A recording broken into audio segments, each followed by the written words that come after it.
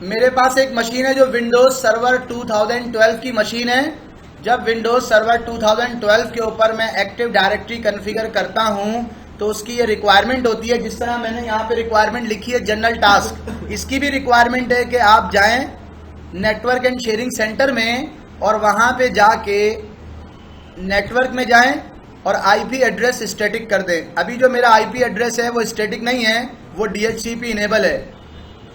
मैं गया जनाब यहाँ पे प्रॉपर्टी में और इसमें आईपी वर्जन 4 में और आईपी एड्रेस मैंने स्टैटिक कर दिया 192.168.40.200 मैंने इसका आईपी एड्रेस रख दिया है और सबनेट मास्क में आ गया। उसने कहा पहले से वो विंडोज ही की मशीन में था, वो मैंने डिलीट कर दी। इसका गेटवे क्या देना है? मैंने कहा गेटवे देने की जरूरत नहीं है। इसका डीएनएस क्या देना है? मैंने कहा डीएनएस भी देने की जरूरत नहीं है, क्योंकि मैं इसके ऊपर एक्टिव डायरेक्टरी इंस्टॉल करूंगा तो एक्टिव डायरेक्टरी खुद से डीएनएस भी इंस्टॉल कर देती है। तो इसलिए मैंने सिर्फ आईपी एड्रेस दिया स्टैटिक, ओके कर दिया, ओके कर दिया, क्लोज कर दिया। दूसरी इंपॉर्टेंट चीज जो माइक्रोसॉफ्ट में मुझे करनी थी वो क्या थी? मशीन का नाम। यहां देख लें स्टैटिक आईपी दे दी, अब मशीन का नाम देना है। तो मशीन का नाम देने के लिए मैं गया लोकल सर्वर के ऑप्शन पे। ये विंडोज का सर्वर मैनेजर है, जैसे सूसे के अंदर यास्ट होता है। लोकल सर्वर पे गया, यहाँ पे इसका मशीन का नाम क्या आ रहा है ये आप देख लें किस तरह का नाम है। मैंने इसको चेंज किया, चेंज के ऑप्शन में गया, इसका नाम रख दिया मैंने MyAD1, ये इसका नाम रख दिया मैंने। कोई भी नाम मैं रख सकता हूं, जस्ट ओके कर दिया MyAD1। उसने कहा भाई सिस्टम को रीस्टार्ट करना पड़ेगा। अब तो शायद खत्म हो गया ना ये नाम चेंज करने का रीस्टार्ट, ये अभी भी होता है? अच्छा,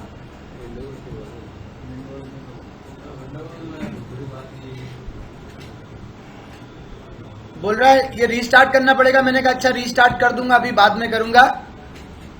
तीसरा काम लोकल रिजॉल्वर। क्या लोकल रिजॉल्वर काम कर रहा है? तो मैं आया अपनी मशीन पे, मेरी मशीन के ऊपर CMD।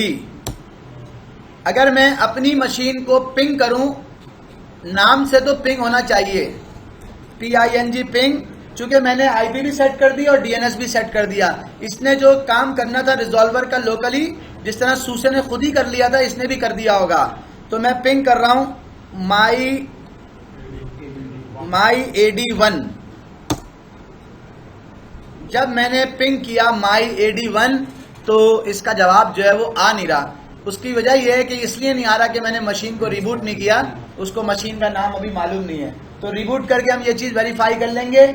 इसके लिए ETC होस्ट में जाके एंट्री करने की विंडोज में खुद से मैन्युअली जरूरत नहीं है। फायरवॉल का क्या स्टेटस है? फायरवॉल का स्टेटस आप यहां से चेक कर सकते हैं।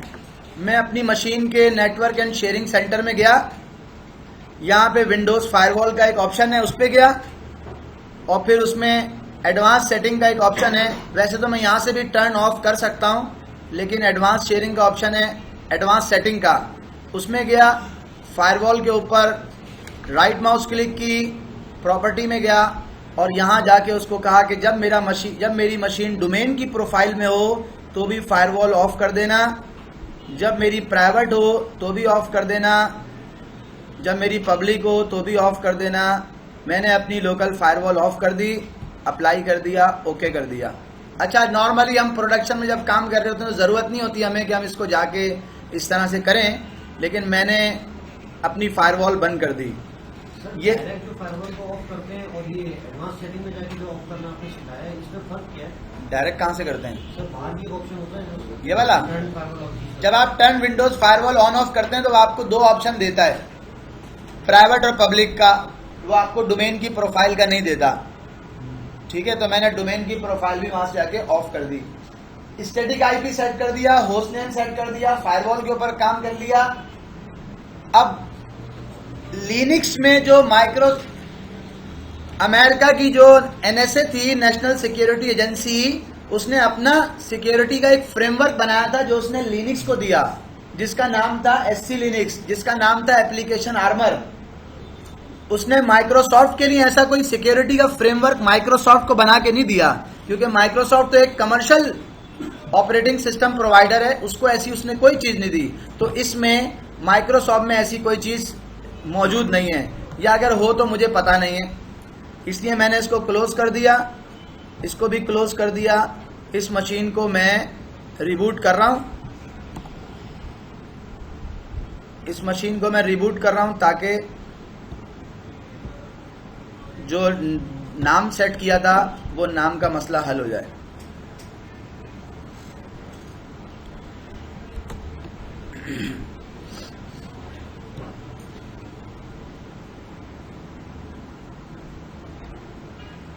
Password ABC 123।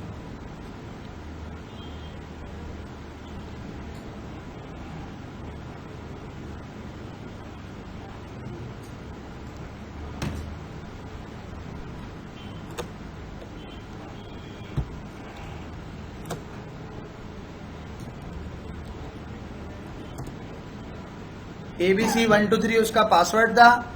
जब मशीन स्टार्ट हो गई तो मशीन में CMD में दोबारा गया और उसको कहा कि अब पिंग करो MyAD1 के नाम से। तो मैं एक्सपेक्ट कर रहा हूं कि उसको पिंग करना चाहिए, वो पिंग कर भी रहा है। तो मेरा ये लोकल रिजॉल्वर का मसला भी हल हो गया।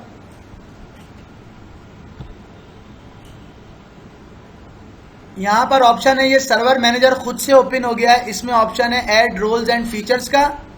मैं इसके ऊपर active directory authentication server setup करने जा रहा हूं। नेक्स्ट ही मुझे करना है, जैसे मैंने कल LDAP के केस में किया था। इसमें शायद कुछ ऑप्शन एक दो ज्यादा हैं। ऐड रोल एंड फीचर्स में गया, नेक्स्ट कर दिया। ये ऑप्शन है जिसमें वो मुझे बता रहा है अपनी मशीन का स्ट्रॉन्ग पासवर्ड और स्टैटिक IP वगैरह होना चाहिए और मशीन अपडेटेड होनी चाहिए। मैंने कहा जाने दो, नेक्स्ट।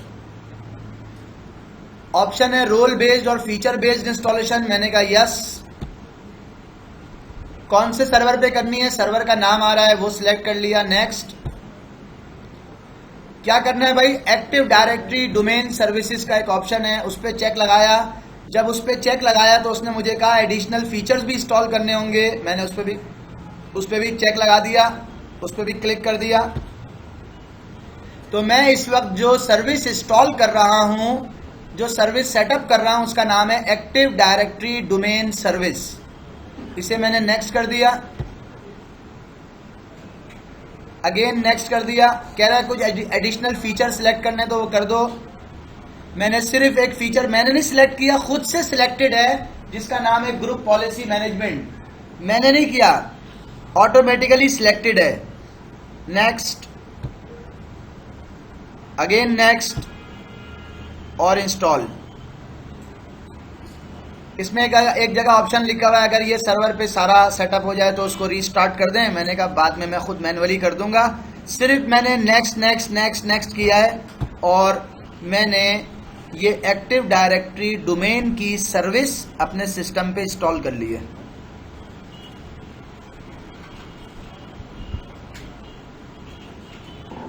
अच्छा, माइक्रोसॉफ्ट में पहले क्या होता था, जो लोग पुराने माइक्रोसॉफ्ट पे काम करने वाले हैं, माइक्रोसॉफ्ट में पहले ये होता था कि अगर आपने एक्टिव डायरेक्टरी किसी विंडोज के सर्वर पे अगर आपने एक्टिव डायरेक्टरी इंस्टॉल कर दी तो अब वो सर्वर विदाउट एक्टिव डायरेक्टरी के नहीं चल सकता था।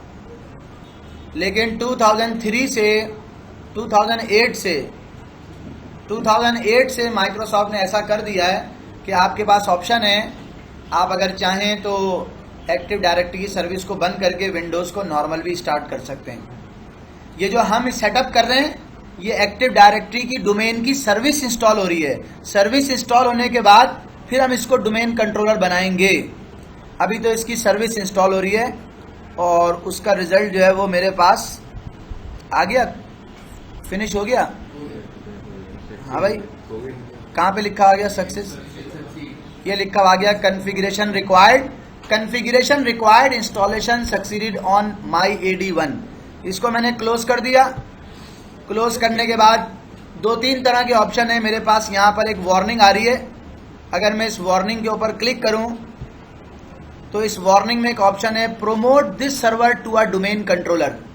ये एक ऑप्शन है, मैं चाहूं तो यहां पे क्लिक कर दूं, मेरा सर्वर डोमेन कंट्रोलर बनना शुरू हो जाएगा। एक ऑप्शन, बल्कि यही ऑप्शन है, मैंने इसको क्लिक किया है और मैं चाहता हूं कि मेरा सर्वर डोमेन कंट्रोलर बन जाए।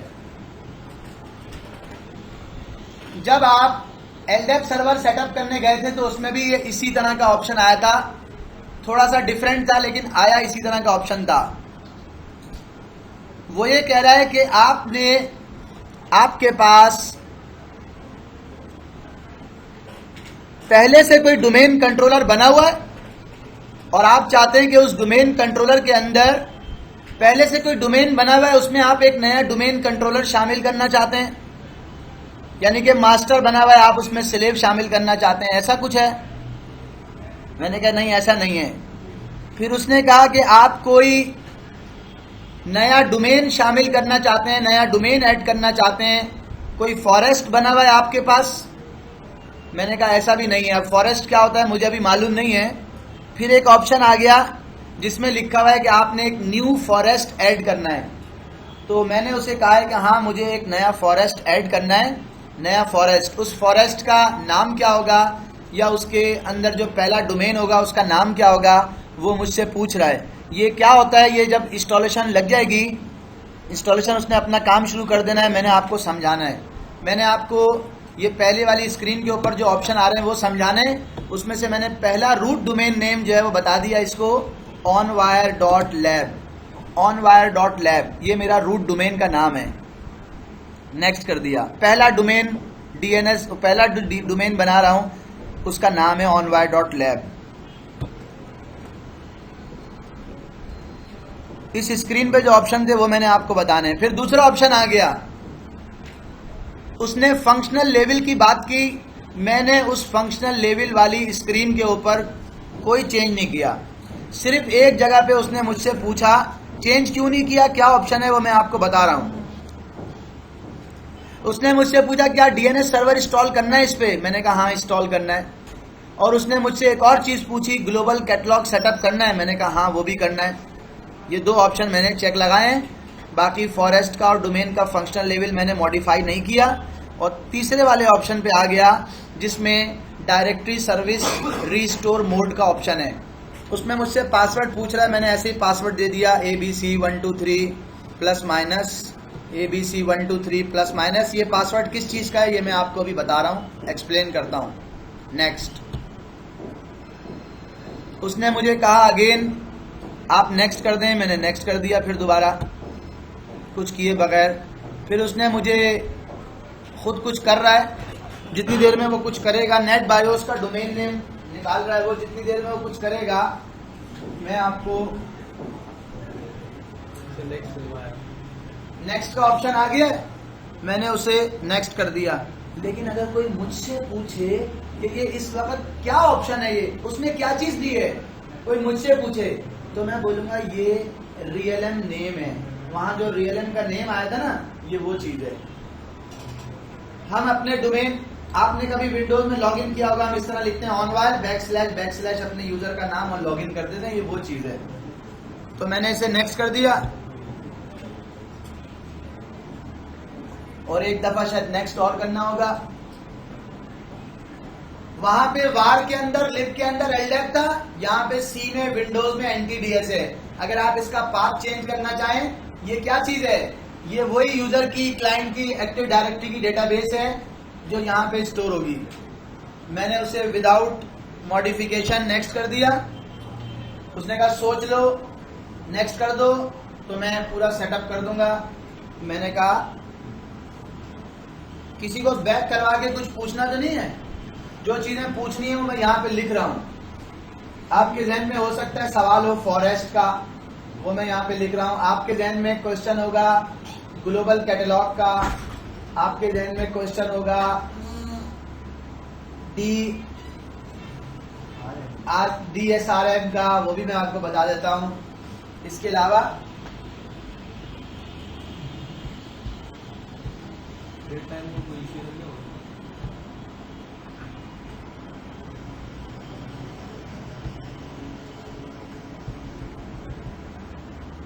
कर दिया मैंने नेक्स्ट, अभी दोबारा आ जाएगा। इन्होंने एक बड़ा अच्छा सवाल किया है जो मैंने कल आपको बताना था नहीं बताया, आज भी मैंने कहा कर दो। स्टैटिक आईपी लिखी, होस्ट नेम लिखा, लोकल रिजॉल्वर लिख दिया, फायरवॉल लिख दी, एससी लिनक्स लिख दी, और नंबर 5 के ऊपर मैंने क्वेश्चन मार्क बना दिया और क्वेश्चन मार्क बना के छोड़ दिया। किसी ने पूछा भी नहीं सर ये क्वेश्चन मार्क का क्या मतलब है, आपने बना के ऐसे ही छोड़ दिया, शायद है। और मैंने भी नहीं बताया, मुझे भी याद नहीं आया कि इस क्वेश्चन मार्क को भी बताना है। सबसे इम्पोर्टेंट चीज, जब भी आप कोई सर्वर सेटअप करने जा रहे हैं तो उसमें सबसे ज्यादा इम्पोर्टेंट चीज जो है ना वो क्या है, सर्वर। अगर आईपी डीएचसीपी में भी है ना तो सर्वर चल जाएगा, वो तो बाद में जब आईपी चेंज होगी तो उस वक्त मसला आएगा। सर्वर का नाम कुछ भी है तब भी चल जाएगा। मैं अगर इसका नाम MyAD1 नहीं रखता तब भी ये चल जाता। इसका नाम वो अजीब अजीब सा आता है ना विंडोज में, मैंने इंस्टॉल का बटन प्रेस कर दिया है तब भी चल जाता। लेकिन ये सबसे इंपॉर्टेंट चीज है, और क्या है,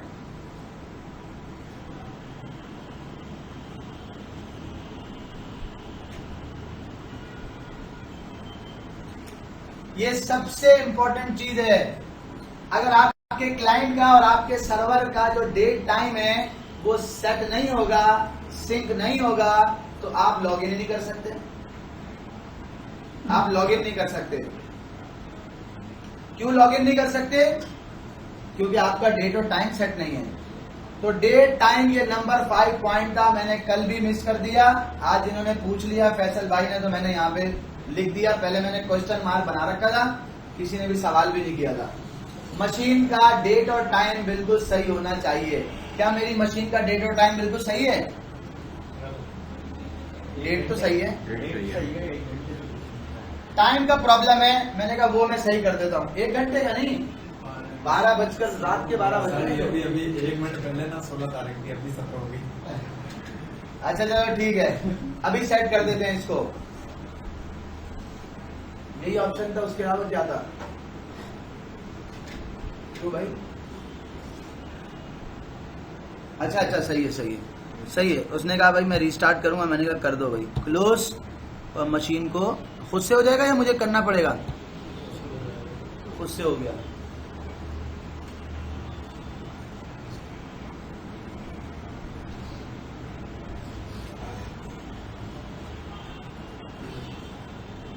और भी कोई चीज है?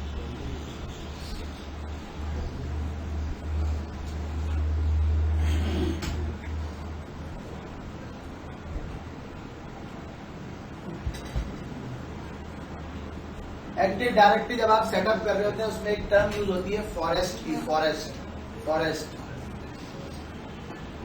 अगर आप कोई भी नई ऑर्गेनाइजेशन बनाने जा रहे हैं, नई ऑर्गेनाइजेशन, तो आप बोलते हैं कि मुझे न्यू फॉरेस्ट बनाना है, न्यू फॉरेस्ट। और न्यू फॉरेस्ट के अंदर आपका जो पहला डोमेन होता है उसका नाम मैंने दे दिया onwire.lab। ये मेरा एक एक्टिव डायरेक्टरी का डोमेन हो गया। फॉरेस्ट को आप ऐसे समझ लें, ग्रुप ऑफ कंपनीज। फॉरेस्ट क्या है? Group of companies. भाई अगर फॉरेस्ट बनाना है, रियल में अगर फॉरेस्ट बनाना है तो पहले नीम का पौधा लगाना पड़ेगा ना, नीम का पौधा, और फिर उस नीम के पौधे, पहले पौधे के बाद बाकी सारे लगाएंगे तो फिर ही वो फॉरेस्ट बनेगा आगे चल के।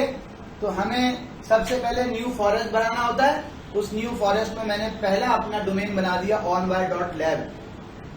अगर कोई एक कंपनी आज मैंने लगाई है और वो ग्रुप ऑफ कंपनी नहीं है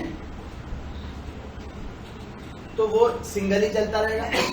लेकिन आज मैंने इसी फॉरेस्ट के अंदर अब मैं एक और नई ऑर्गेनाइजेशन या नई कंपनी लॉन्च कर रहा हूं, नया डोमेन लॉन्च कर रहा हूं। मैं आऊंगा इसी फॉरेस्ट के अंदर, नंबर 2 बता दूंगा onwire.com।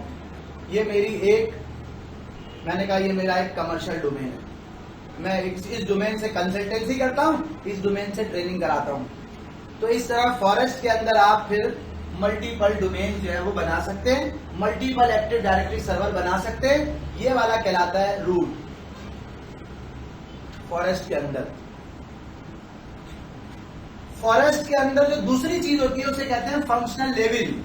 अगर मैं अपना फॉरेस्ट बना रहा हूं और उसके अंदर पहला मैंने सर्वर रख दिया 2012 का और फंक्शनल लेवल भी 2012 रख दिया, इसका मतलब है कि अब आगे नीचे बनने वाले जितने भी डोमेन हैं वो सब के सब मिनिमम 2012 के ऊपर होंगे। 2012 से कम कोई भी नहीं होगा। उसे हम कहते हैं फॉरेस्ट का फंक्शनल लेवल। और इसी तरह से उसमें एक डोमेन का फंक्शनल लेवल भी होता है। डोमेन का फंक्शनल लेवल, उसमें भी हमने 2012 रख दिया। इसका मतलब ये है कि अगर मैं onwire.com का ये मेन है, ये डीसी है, अगर मैं एडिशनल डोमेन कंट्रोलर बनाऊंगा सेम इसी नाम से onwire.com और उसके ऊपर भी एक्टिव डायरेक्टरी विंडोज का सर्वर सेटअप करूंगा तो मुझे 2012 ही रखना पड़ेगा। फंक्शनल लेवल का मतलब है अलग अलग जो डोमेन बनाएंगे उसमें 2012 से कम आप कोई डोमेन नहीं रख सकते।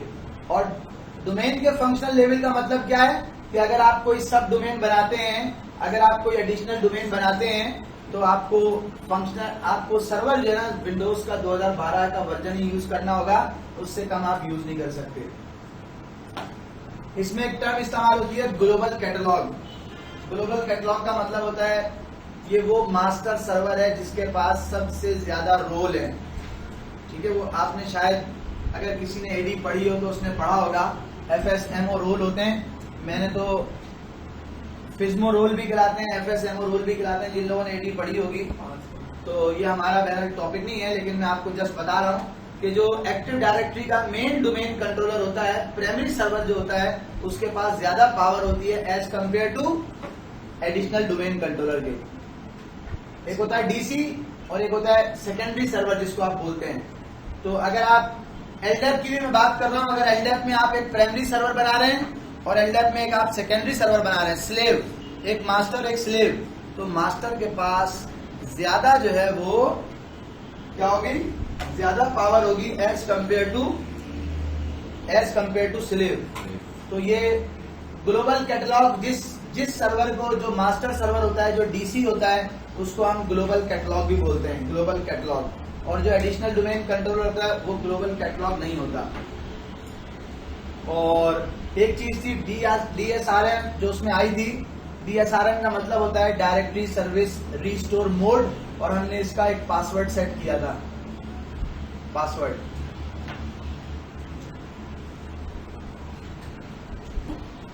अगर कोई चाहे तो वो आपकी इस मशीन को रीबूट करे और रीबूट करने के बाद पुराना बैकअप इसके ऊपर रिस्टोर कर दे। जिसके पास एडमिनिस्ट्रेटर का पासवर्ड नहीं है वो भी ये काम कर सकता है कि पुराने बैकअप से इसको रिस्टोर करके पुरानी स्टेट में ले जाए। तो जब भी आप डायरेक्टरी सर्विस के अंदर रिस्टोर करना चाहते हैं तो रिस्टोर करने के लिए आपको एक पासवर्ड चाहिए होता है, और वो पासवर्ड वो उस वक्त पूछता है जब आप इंस्टॉलेशन कर रहे होते हैं, और वो इंस्टॉलेशन करने वाले को ही पता होता है।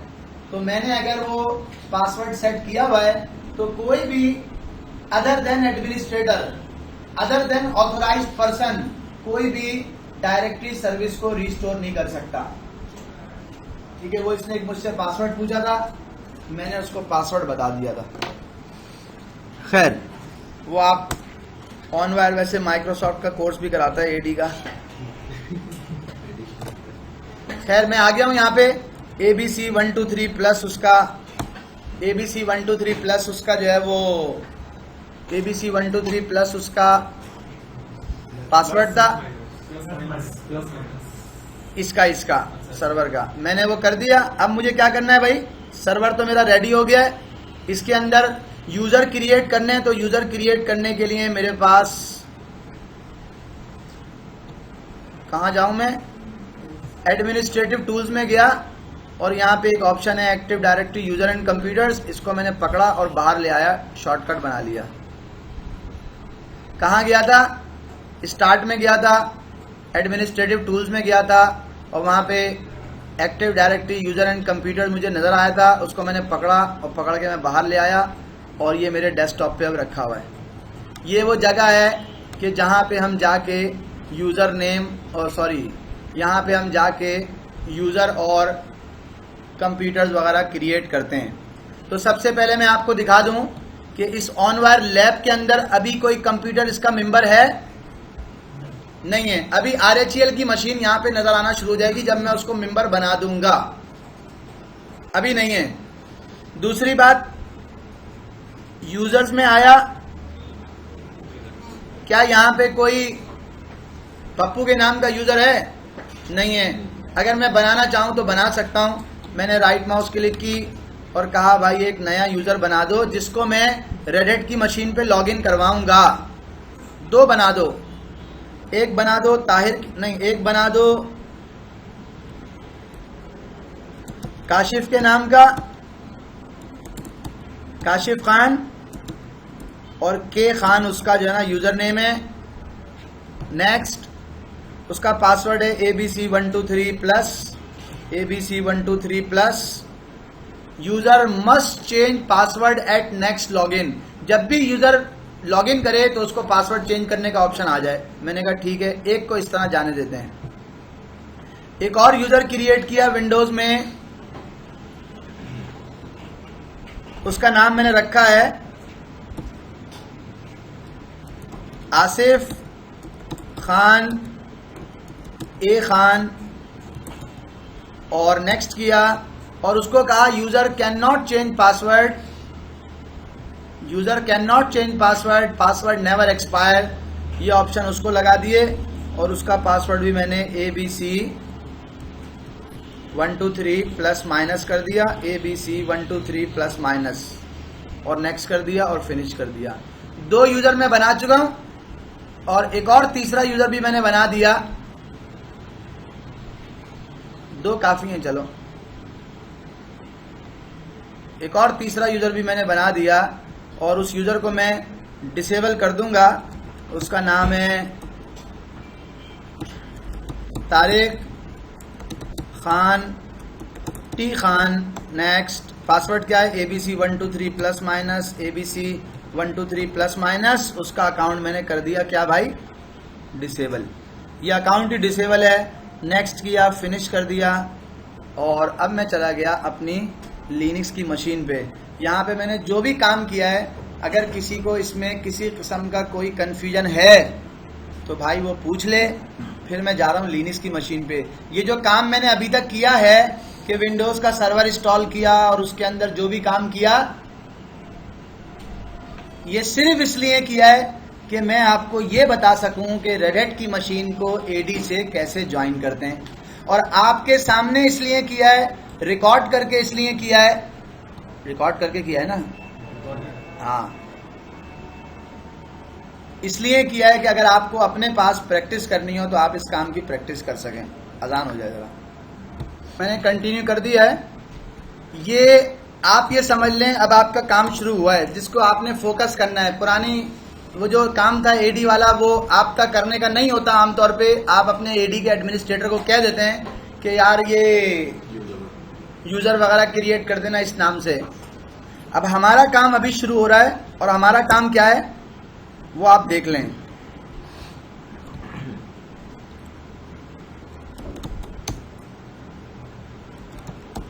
सबसे पहली चीज जो है वो ये है कि मैं अपने इस सर्वर पे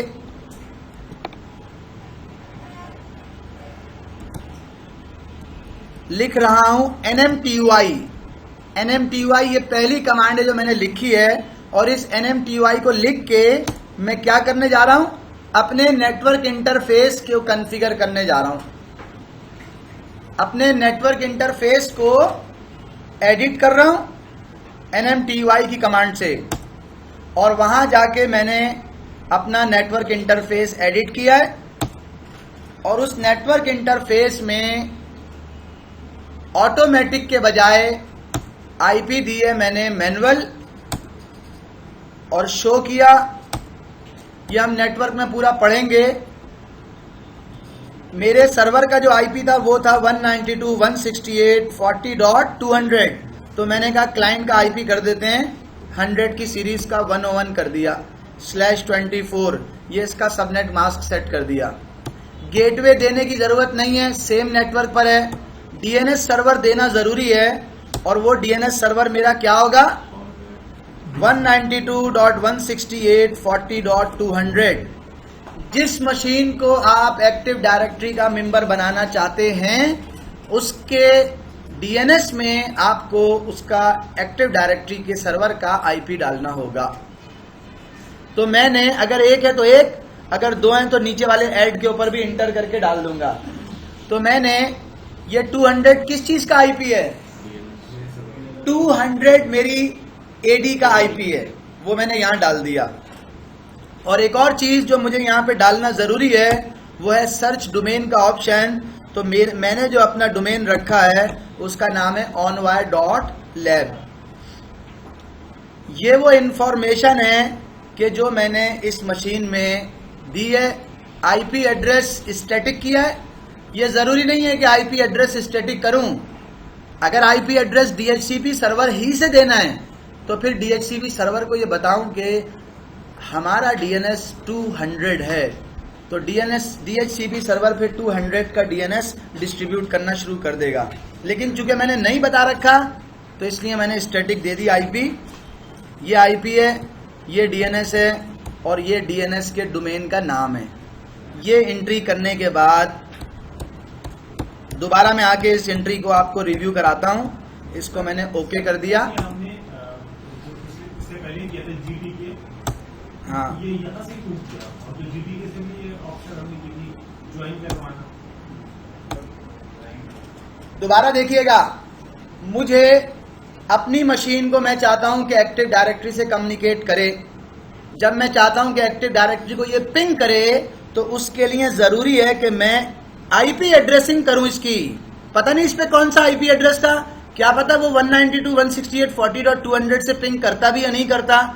तो मैं ये काम क्यों कर रहा हूं, इसका ताल्लुक डोमेन ज्वाइनिंग से नहीं है, ये नेटवर्क की सेटिंग्स हैं जो मैं NMTUI करके गया और यहां जाके मैंने कहा एडिट करो नेटवर्क के कनेक्शन को। ये नेटवर्क मैनेजर है और मेरा ईथरनेट इंटरफेस है, उसको मैं टैप करके एडिट कर रहा हूं। और इसका ये जो मैंने काम किया है इसमें मैंने क्या काम किया है भाई, आईपी एड्रेस सेट किया है और स्पेशली जो काम किया है वो डीएनएस के अंदर आईपी डाला है, किसका, एक्टिव डायरेक्टरी का आईपी डाल दिया। और सर्च डोमेन के ऑप्शन में एक्टिव डायरेक्टरी का जो डोमेन एक्टिव डायरेक्टरी में बनाया है उसका नाम डाल दिया। तो इसका मतलब जो हम लैब में ये चीज हमें की भी मिली थी, इस वजह से हमें नहीं करना। नहीं, अभी हमने डोमेन ज्वाइनिंग का कोई काम नहीं किया।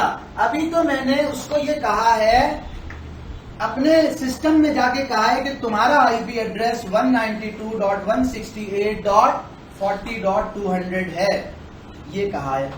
और इसको दूसरी बात ये बताइए कि जब तुम्हें, क्योंकि एक्टिव डायरेक्टरी को डोमेन को ज्वाइन करने के लिए डीएनएस की एंट्री प्रॉपर होना जरूरी है, तो वो डीएनएस की एंट्री कर दी। अभी डोमेन ज्वाइन का काम कोई नहीं किया, ये एंट्री कर दी और यहाँ पे onwire.lab लिख दिया। अगर मैं ये नहीं भी लिखूं तो इससे कोई फर्क नहीं पड़ता। शायद आप इसकी वजह से कोई किसी किस्म की कंफ्यूजन का शिकार हो रहे हैं, तो मैंने इसको कहा इसको तो कर दो रिमूव। बस सिर्फ ये आईपी डाली और डीएनएस की एंट्री डाल दी। डोमेन ज्वाइन करने का इससे कोई ताल्लुक नहीं है। अब मैं आया और मैंने इसको ऐसे ही टैब प्रेस करके ओके कर दिया और इससे मैं बाहर निकल गया। सिस्टम का नाम क्या है, वो RHELGY लिखा है, मैंने कहा उसको चेंज करने की जरूरत नहीं है, आप क्विट कर दो। ये काम मैंने क्यों किया है, एक रीजन है। आईपी इसलिए डाली है कि मैं उसे पिंग कर सकूं 192.168.40.200 पिंग कर सकूं। आईपी सिर्फ इसलिए डाली है। आईपी डालने का नतीजा, इसका रिजल्ट मेरे सामने आ गया कि मैं पिंग कर पा रहा हूं। अब आप पूछेंगे डीएनएस क्यों डाला है, तो भाई डीएनएस इसलिए डाला है कि अगर नाम से पिंग करना चाहूं myad1.onwire.lab, अगर नाम से पिंग करना चाहूं तो नाम से भी पिंग कर सकूं।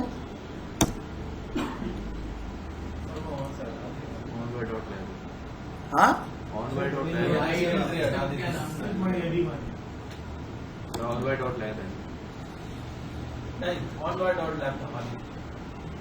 सेटिंग्स आपने रिमूव कर दिया था। अगर मैं अपने, सुने गौर करें, अगर मैं अपने डीएनएस सर्वर को, सॉरी एक्टिव डायरेक्टरी सर्वर को, जिसका ये पूरा नाम है, अगर मैं उसको नाम से पिंग करना चाहता हूं तो उसके लिए मैंने एंट्री की थी कहां पे सर, वहाँ पे डीएनएस में यार आप क्या बातें कर रहे हैं, NMTY। इससे पहले कोई काम किया आज की तारीख में? नहीं किया। यहां जाके सिर्फ 2 काम किए हैं, कनेक्शन को एडिट किया है और उसको कहा है कि भाई इसका आईपी एड्रेस डाल दो 101। क्यों डाल दो? इसलिए डाल दो कि मैं उस 200 को पिंग करना चाहता हूं, सेम नेटवर्क पे आ जाएंगे, पिंग हो जाएंगे, पहला काम। दूसरा काम डीएनएस डाल दो। डीएनएस क्यों डाल दो? डीएनएस उस वक्त डालते हैं जब हम चाहते हैं कि नाम से भी पिंग कर सकें, तो सिर्फ इस काम को करने के लिए मैंने ये कर दिया है। तो अब मैं आईपी से तो पिंग कर पा रहा हूं, लेकिन क्या मैं नाम से भी पिंग कर पा रहा हूं? नाम से पिंग नहीं कर पा रहा। तो नाम से पिंग करने के लिए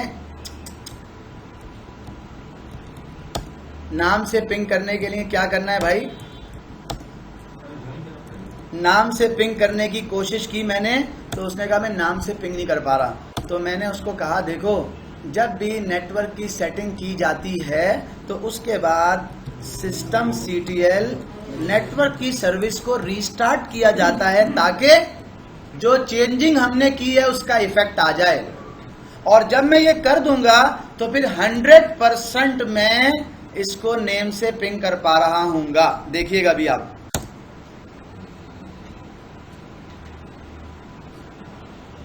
क्या उसने मुझे आईपी लेके दे दी?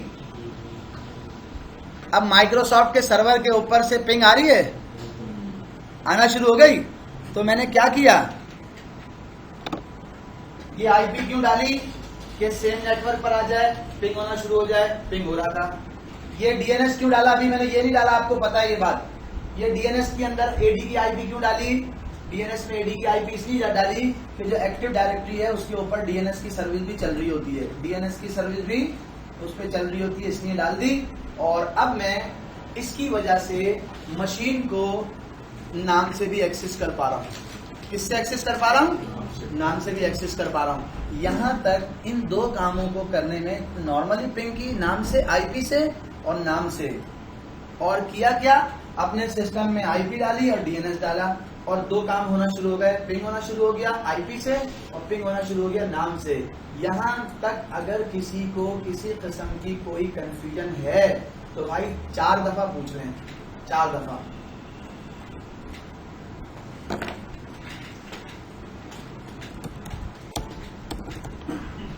इस बात का जो मैं अब बताने जा रहा हूं,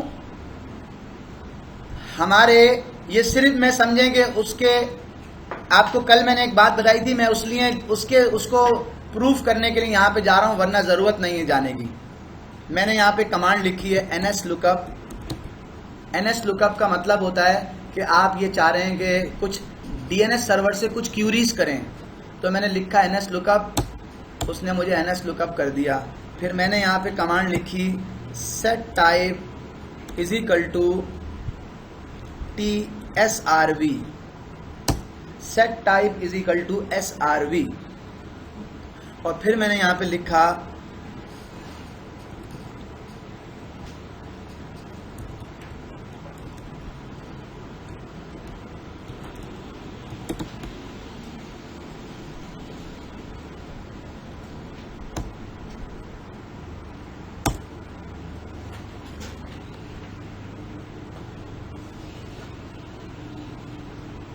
ये वो डीएनएस में रिकॉर्ड है कि जिस रिकॉर्ड की वजह से आप विंडोज की मशीन को या किसी भी डेस्कटॉप क्लाइंट की मशीन को एक्टिव डायरेक्टरी से डोमेन ज्वाइन करने के काबिल होते हैं। ये वो रिकॉर्ड है जिसको हम कहते हैं SRV रिकॉर्ड। क्या कहते हैं? SRV record. इसको क्यूरी करने का तरीका क्या है? मैंने उससे क्या पूछा? मैंने पूछा NS लुकअप करो। NS लुकअप मतलब DNS सर्वर के अंदर जाओ और वहां से सर्विस का रिकॉर्ड लेके आओ। सर्विस रिकॉर्ड, SRV कहते हैं हम, सर्विस रिकॉर्ड। उसने कहा किस सर्विस का रिकॉर्ड लेके आए? किस सर्विस का? मैंने कहा LDAP की सर्विस का, TCP प्रोटोकॉल को इस्तेमाल करते हुए LDAP की सर्विस का रिकॉर्ड लेके आओ। कौन से डोमेन का? इस वाले डोमेन का। क्या इस डोमेन के ऊपर कोई LDAP सर्वर चल रहा है? तो वो गया और उसने रिकॉर्ड लेके आ गया, कह रहा हाँ चल रहा है, ये उसकी पोर्ट है, ये उसकी प्रायोरिटी है। वो ऑप्शन उसने दे दिए और बताया इस वाली मशीन के ऊपर चल रहा है। हमने इस मशीन का नाम कहीं भी नहीं पूछा था, कहीं बताया नहीं था, उसने हमें खुद बता दिया इस वाली मशीन पे चल रहा है। ये SRV रिकॉर्ड। अगर ये रिकॉर्ड अगर नहीं हो एक्टिव डायरेक्टरी सर्वर में, आप चेक कर लीजिएगा। अगर ये रिकॉर्ड आप डिलीट कर दें SRV, तो आपकी मशीन डोमेन ज्वाइन कभी भी नहीं कर सकती। आप विंडोज की मशीन को अगर एक्टिव डायरेक्टरी का क्लाइंट बनाते हैं तो सिर्फ इस SRV रिकॉर्ड की वजह से। ये माइक्रोसॉफ्ट की AD में कहां पे होता है, ये मैं आपको AD से जाके दिखा देता हूं। लेकिन अगर आपको इस क्यूरी में जो NS लुकअप मैंने किया है, इसमें आपको कोई बात पूछनी है तो आप पूछ लें। ऐसे ही मेरे जहन में एक बात आई, मैं आपको बताने जा रहा हूं। इसका हमारे टॉपिक से कोई ताल्लुक नहीं है, लेकिन मैं आपको क्यूरी की एक चीज दिखा रहा हूं। मैं अपने सिस्टम में गया CMD, ये CMD आ गया, नजर आ रहा है बैकएंड से? CMD नजर आ रहा है भाई? अब जरा देखें मैं क्या कर रहा हूं। मैंने कहा NS लुकअप। NS लुकअप की कमांड तो हर ऑपरेटिंग सिस्टम में होती है। क्या बोला? Set type is equal to, set type is equal to क्या मालूम करना है? क्या मालूम करना है? एक रिकॉर्ड है जो मैंने कहा, उसका रिकॉर्ड का नाम है SPF। ये रिकॉर्ड बताओ किसका? क्यों भाई?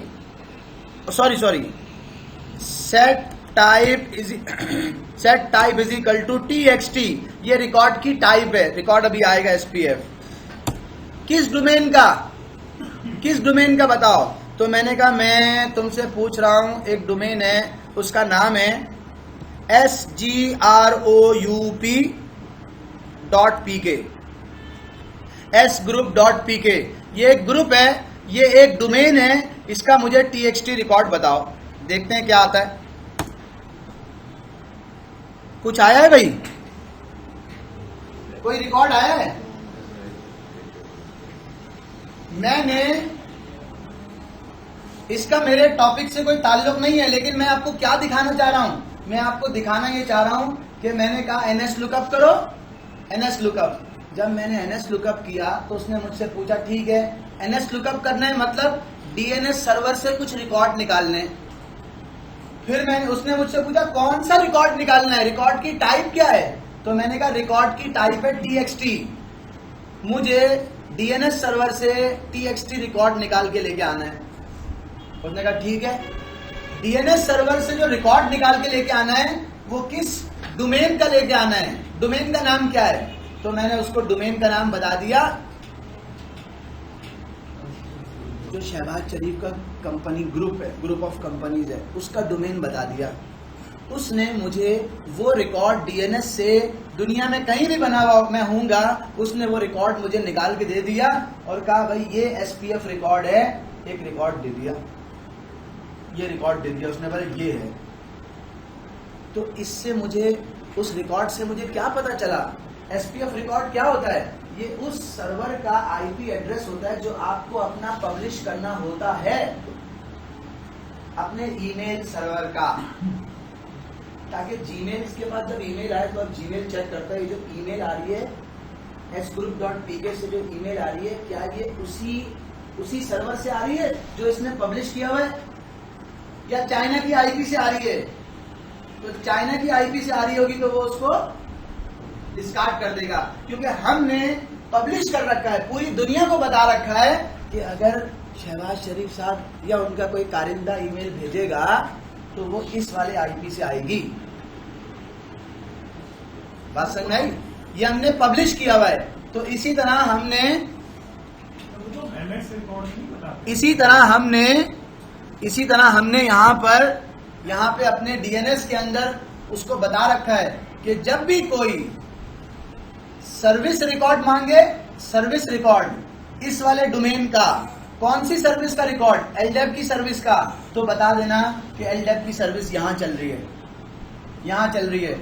और अगर मैं ऐसा करूं set type is equal to A और उसमें मैं इसका ये पूरा नाम उठा के यहां से कॉपी करूं और पेस्ट कर दूं, तो अब इसका मुझे आईपी भी पता चल जाएगा कि किस आईपी पे चल रही है।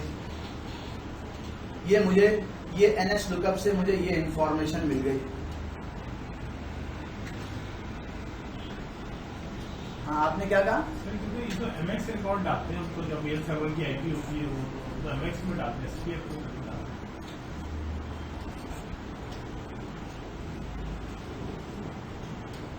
खैर ये टॉपिक हम RSC के अंदर जो मेल सर्वर का टॉपिक होता है उसमें हम पढ़ते हैं, लेकिन एमएक्स होता है जो रिसीव करने वाला होता है, ईमेल को रिसीव करने वाला, मेल एक्सचेंजर जो ईमेल रिसीव करेगा।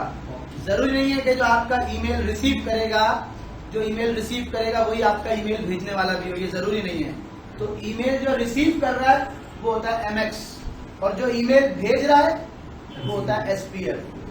एसपीएफ के रिकॉर्ड में आप उन आईपीज को डालते हैं जो ईमेल भेजने वाले होते हैं, और एमएक्स के अंदर आप उनके एड्रेसेस डालते हैं, उनके नाम डालते हैं उन सर्वर के जो ईमेल को रिसीव करने वाले होते हैं।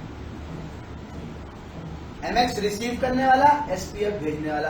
पहले बगैर एसपीएफ के भी आपका काम चल जाता था, लेकिन अब अगर आपका एसपीएफ रिकॉर्ड नहीं बना होगा तो जीमेल, हॉटमेल और बहुत सारे डोमेन आपकी ईमेल को रिसीव नहीं करेंगे, डिस्कार्ड कर देंगे। वो एक अलग चीज है, वो ईमेल के टॉपिक में पूरा हम उसका डिटेल से डिस्कस करेंगे, क्योंकि ईमेल जो है ना, ईमेल उसका जो बैकबोन है वो है डीएनएस।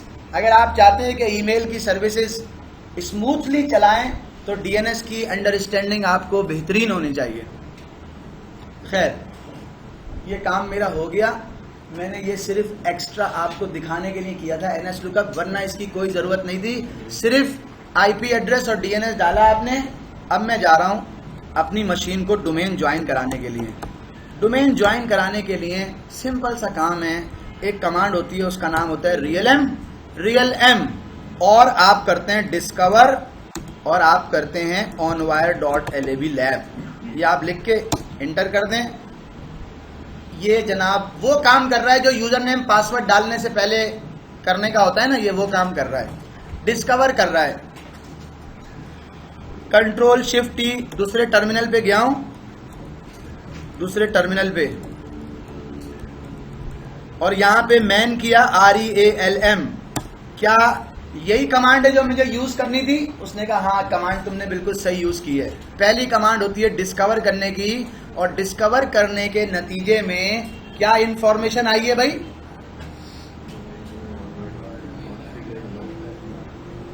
और सबसे लास्ट में लिखा हुआ है कि तुम क्या कॉन्फ़िगर कर चुके हो, तो लिखा हुआ है नो, आपने कॉन्फ़िगरेशन नहीं की।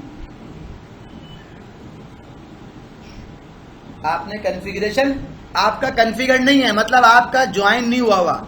जब यहाँ पे कॉन्फ़िगर्ड में यस लिखा हुआ आ जाए या कॉन्फ़िगर्ड में ज्वाइन लिखा हुआ आ जाए तो मैं समझ जाऊंगा हाँ भाई हो गया है। अभी कह रहा है onwire.lab के नाम से है, ये सारी इंफॉर्मेशन उसने मुझे दे दी है। कुछ इंफॉर्मेशन कम सी लग रही है, कम सी इंफॉर्मेशन लग रही है, तो मैंने कहा यार अगर मैं इसी कमांड के अंदर, ये जो कमांड में चला रहा हूं, इसी कमांड के अंदर अगर मैं -v लगा दूं तो कुछ फर्क पड़ेगा, वर्बोसिटी बढ़ जाएगी, कुछ डिटेल आएगी। देखते हैं, देखें जरा ये क्या कर रहा है। v लगा दिया ताकि पता तो चले मुझे बैकएंड पे तुम कर क्या रहे हो।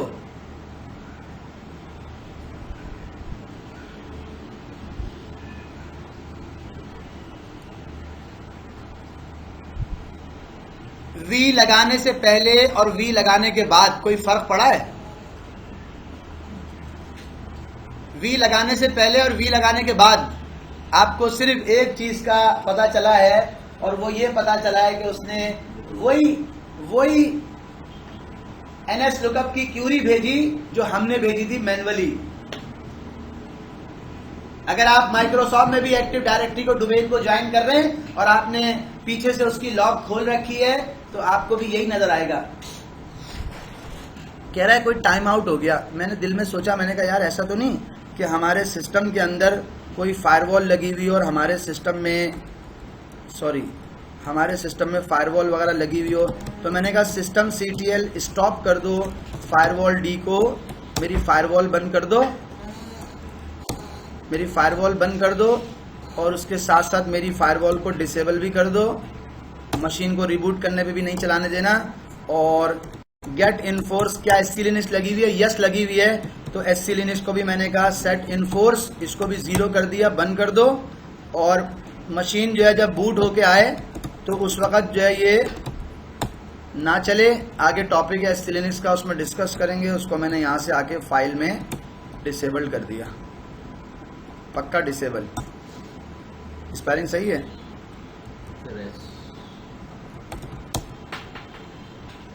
अपनी फायरवॉल लिनक्स की मशीन पे फायरवॉल स्टॉप कर दी और लिनक्स की मशीन पे जो मेरी SC लिनक्स इन्फोर्सिंग मोड में थी उसको मैंने अभी परमिसिव कर दिया है। मशीन रिबूट होके आएगी तो वो डिसेबल हो जाएगी। अब दोबारा जाके यही काम करता हूं। टाइम आउट का मैसेज आ रहा था, दोबारा आया और बोला अब डिस्कवर करो। अब देखते हैं क्या होता है।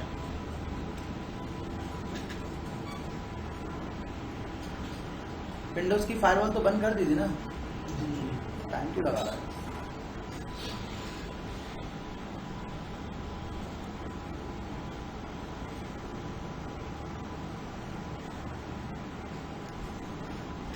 अभी भी मैसेज वही आ गया डिस्कवरी टाइम आउट का। तो मेरे जहन में एक ख्याल आया कि शायद ये इस वजह से कर रहा हो। NMTUI एडिट कनेक्शन एडिट किया और यहाँ पे आके सर्च डोमेन के अंदर आके मैंने लिख दिया onwire.lab। अब चेक करते हैं अभी भी क्या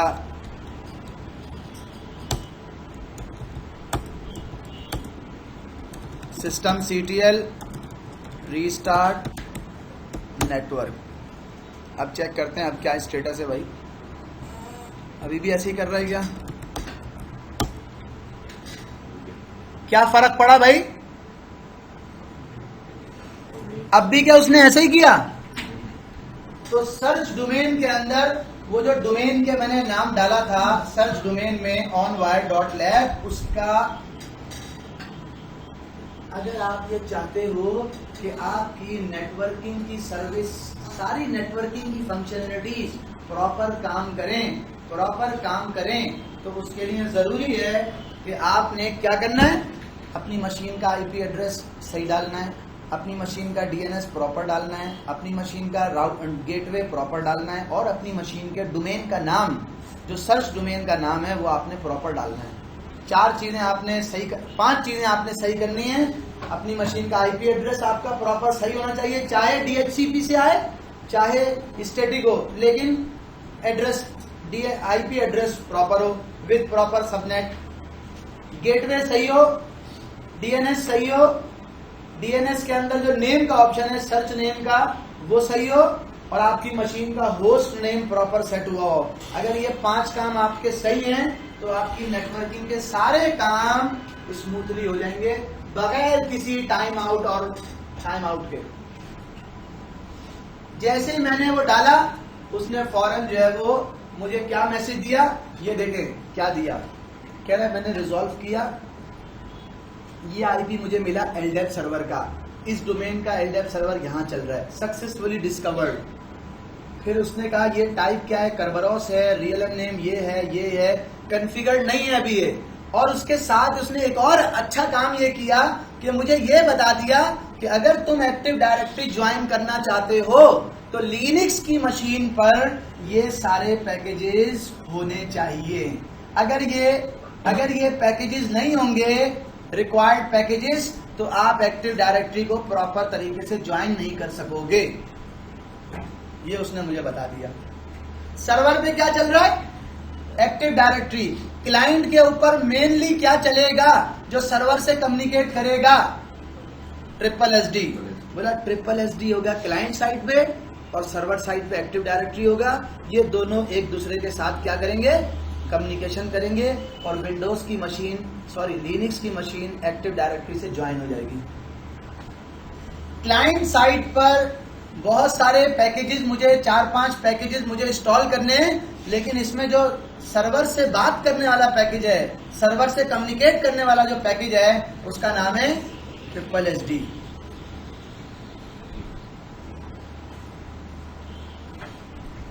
क्लियर है भाई? अब मैं इन पैकेजेस को, जिनके नाम आपने देख लिए यहाँ पे, उन पैकेजेस को सिस्टम पे इंस्टॉल चेक करता हूँ, इंस्टॉल है या नहीं है। कमांड देखिएगा मेरी, RPM-QA। RPM-QA का मतलब होता है कि मैं ये देखना चाह रहा हूँ ये पैकेज इंस्टॉल है या नहीं है या नहीं है। उसने कहा हाँ, ट्रिपल एस डी का क्लाइंट है, सिंपल ट्रिपल एस डी नहीं है। मैंने कहा अच्छा, और कौन सा पैकेज है? ODDGAOB जॉब के नाम से कोई पैकेज है? उसने कहा हाँ, ODD जॉब के नाम से 2 पैकेज होने चाहिए, दोनों इंस्टॉल हैं, ट्रिपल एस डी नहीं है। फिर मैंने पूछा कि RPM-QA पाइप लगा के ग्रैप ADCLI के नाम से कोई टूल है, वो होना चाहिए, है? उसने कहा नहीं है। फिर मैंने कहा क्या मेरे पास सांबा कॉमन टूल्स, क्या इस नाम का कोई पैकेज है? उसने कहा वो भी नहीं है। तो मुझे कौन कौन से इंस्टॉल करने हैं? ADCLI करना है, ट्रिपल एस डी करना है और सांबा कॉमन टूल्स करना है। ये ट्रिपल एस डी का क्लाइंट है, एक सिंपल ट्रिपल एस डी के नाम से भी होना चाहिए। सांबा कॉमन टूल्स के नाम से पैकेज है? नहीं है। अगर मैं सिंपल ये लिखता ना कि सांबा कॉमन है, तो कहता हाँ सांबा कॉमन तो इंस्टॉल है, लेकिन सांबा कॉमन का टूल्स वाला पैकेज इंस्टॉल नहीं है। तो इस तरह मुझे 3 पैकेज इंस्टॉल करने हैं। एक का नाम है ADCLI, एक का नाम है सांबा कॉमन टूल्स और एक का नाम है ट्रिपल एस डी। अगर मैं ये 3 पैकेज इंस्टॉल कर लूंगा तो मेरा काम हो जाएगा, मैं एक्टिव डायरेक्टरी को ज्वाइन करा सकता हूं। ये मुझे किसने बताया था? ये मुझे जब मैं रियलएम को डिस्कवर करने के लिए गया तो ये मुझे उसने बताया। ये उसने बताया कि भाई आपको ये चीज़ें आपके पास होनी चाहिए। तो अब उनको मैं इंस्टॉल कर देता हूँ यहाँ पे। कैसे भाई? मेरी सीडी लगी हुई है, LS SCSI माउंट करो /dev SR0/media के फोल्डर पे। सीडी ड्राइव में सीडी नहीं लगी हुई, राइट माउस क्लिक किया, सीडी के अंदर गया, रिमूवेबल मीडिया, सीडी को माउंट किया, सीडी के फोल्डर में गया, मीडिया पे माउंट किया तो मीडिया में गया। आपको ये कल मैंने बताया था, पैकेजेस के नाम का एक फोल्डर होता है डीवीडी के अंदर। अब वहाँ जाके RPM-IVH ट्रिपल SD के नाम से कितने पैकेजेस हैं? ट्रिपल SD के नाम से बहुत सारे पैकेजेस हैं। उसमें सबसे पहला वाला जो पैकेज है उसका नाम है ट्रिपल SD1 और टैब प्रेस कर दिया। ये मेन पैकेज है, बाकी सारे उसके क्लाइंट और कॉमन और KRB और मुख्तलिफ किस्म के पैकेजेस हैं। ये वो पैकेज था जो पहला मुझे इंस्टॉल करना था। और उसके बाद मुझे एक दूसरा पैकेज भी था जिसका नाम था सांबा कॉमन टूल्स, और एक और तीसरा पैकेज था उसका नाम था ADCLI। ये 3 पैकेज थे जो मुझे इंस्टॉल करने थे। मैंने उनके नाम लिखे, इंटर कर दिया। RPM से इंस्टॉल कर रहा हूं, इसलिए अगर कोई डिपेंडेंसी होगी अभी बताएगा मुझे। इतनी सारी डिपेंडेंसी उसने बता दी। मैंने कहा यार क्या करूं, इतनी सारी डिपेंडेंसी बता दी हैं, क्या करूं भाई? बोला यम से इंस्टॉल कर दें, यम से इंस्टॉल कर दें। मैंने कहा अच्छा। यम से इंस्टॉल करने के लिए यम से इंस्टॉल करने के लिए यम को बताना पड़ता है। अगर मैं यहां पे लिखूं यम रेपो लिस्ट कमांड लिखिए, यम रेपो लिस्ट। यम पैकेज मैनेजमेंट में पढ़ेंगे, यम रेपो लिस्ट। रेपो लिस्ट क्या होती है? रेपो लिस्ट क्या होती है? यम की कमांड से हम ये एक्सपेक्ट करते हैं कि यम ऑटोमेटिकली जाएगी डीवीडी में और जाके पैकेजेस इंस्टॉल करके ले आएगी। ऑटोमेटिकली तो कोई काम नहीं होता भाई, ऑटोमेटिक तो कोई काम नहीं होता। कोई ना कोई ऐसा होता है जो बैकएंड पे कुछ करके रखता है और फिर काम हो रहा होता है। तो हम यम के लिए एक काम कर रहे हैं। हमने यम को कहा, यम अभी तुम्हारी रेपो लिस्ट बनाते हैं। मैं एक फोल्डर में गया और वहां पे मैंने एक फाइल बनाई dvd.repo के नाम से, और उसके अंदर मैंने कुछ लाइनें एंट्री की हैं। अभी आपको इसकी ज़रूरत नहीं है, जब हम पैकेज मैनेजमेंट पे आएंगे तो हम उसकी बात कर लेंगे। अगर कोई नोट करना चाहे तो कर सकता है भाई।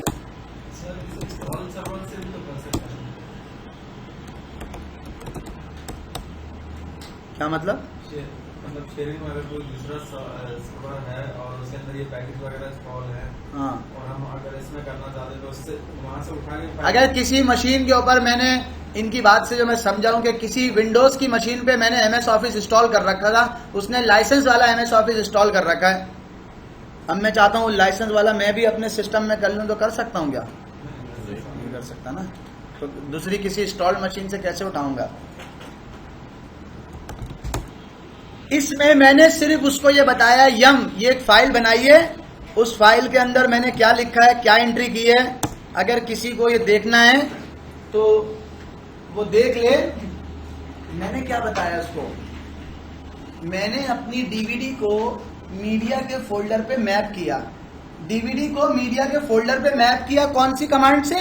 ये कमांड अभी आपके सामने यहाँ पे आ जाएगी। ये वो कमांड थी जिससे मैंने डीवीडी के ऊपर मैप किया। आप अपनी डीवीडी को जिस फोल्डर पे मैप कर रहे हैं उस फोल्डर का नाम आपने बेस यूआरएल में डाल देना है बस, और बाकी सारे पैरामीटर ऐसे ही रहेंगे। मैं यम को ये बता रहा हूं, जब भी मैं यम की कमांड चलाऊंगा, यम क्या करेगा? यम को पहले से मालूम है तुमने इस डायरेक्टरी में जाना है और यहां पर एक फाइल पड़ी हुई होगी, उसको तुमने रीड करना है और उसमें से बेस यूआरएल देख लेना है। आपको पता है हम तो विंडोज के आदी हैं। विंडोज में एक बटन आता है अपग्रेड करने का, हम उस बटन को प्रेस कर देते हैं। वो बटन प्रेस हुआ, थोड़ी देर में हमारी मशीन अपग्रेड हो गई और एक दफा बोलती है बस सिर्फ रीस्टार्ट कर लो और मैं अप टू डेट हो गई हूँ। हम कर लेते हैं। लेकिन जब हम वो बटन प्रेस कर रहे होते हैं, तो जैसे ही आप वो बटन प्रेस करते हैं ना, वो जाता है सिस्टम के अंदर एक फोल्डर में, और वहां पर एक नोटपैड की फाइल रखी होती है। उस नोटपैड की फाइल के अंदर माइक्रोसॉफ्ट के जो अपडेट सर्वर के यूआरएल हैं वो उसमें लिखे होते हैं। हाथ से नहीं, मतलब लिखे हुए होते हैं उसमें। हम जो अपडेट का बटन प्रेस करते हैं ना, तो अपडेट का बटन प्रेस करते ही वो पीछे आता है उस वाली फाइल पे, उस फाइल को रीड करता है। उस फाइल में अपडेट का यूआरएल है, वो सीधा अपडेट के यूआरएल पे, अगर आपका मशीन क्या कहते हैं उसको, रजिस्टर है या क्रैक हुई हुई है, तो वो सीधा उस पर पहुंचा देता है आपको, और वहां से मशीन अपडेट हो जाती है। अगर आपकी मशीन रजिस्टर्ड नहीं है, अगर आपकी मशीन क्रैक नहीं है, तो वो आपको वहां तक नहीं पहुंचाता। ऐसा ही है ना, ऐसा ही है ना? हाँ, 2 दिन बाद एक मैसेज भी आता है डेस्कटॉप पर, विंडोज इज नॉट देयर। हाँ चलो वो तो अलग बात है, लेकिन फर्क क्या है? जब आप अपनी मशीन को रजिस्टर करते हैं, तो क्या होता है? अभी आपकी मशीन रजिस्टर नहीं है, तो इस यूआरएल के ऑप्शन के ऊपर ये लगा होता है, ये लगा होगा इसके ऊपर।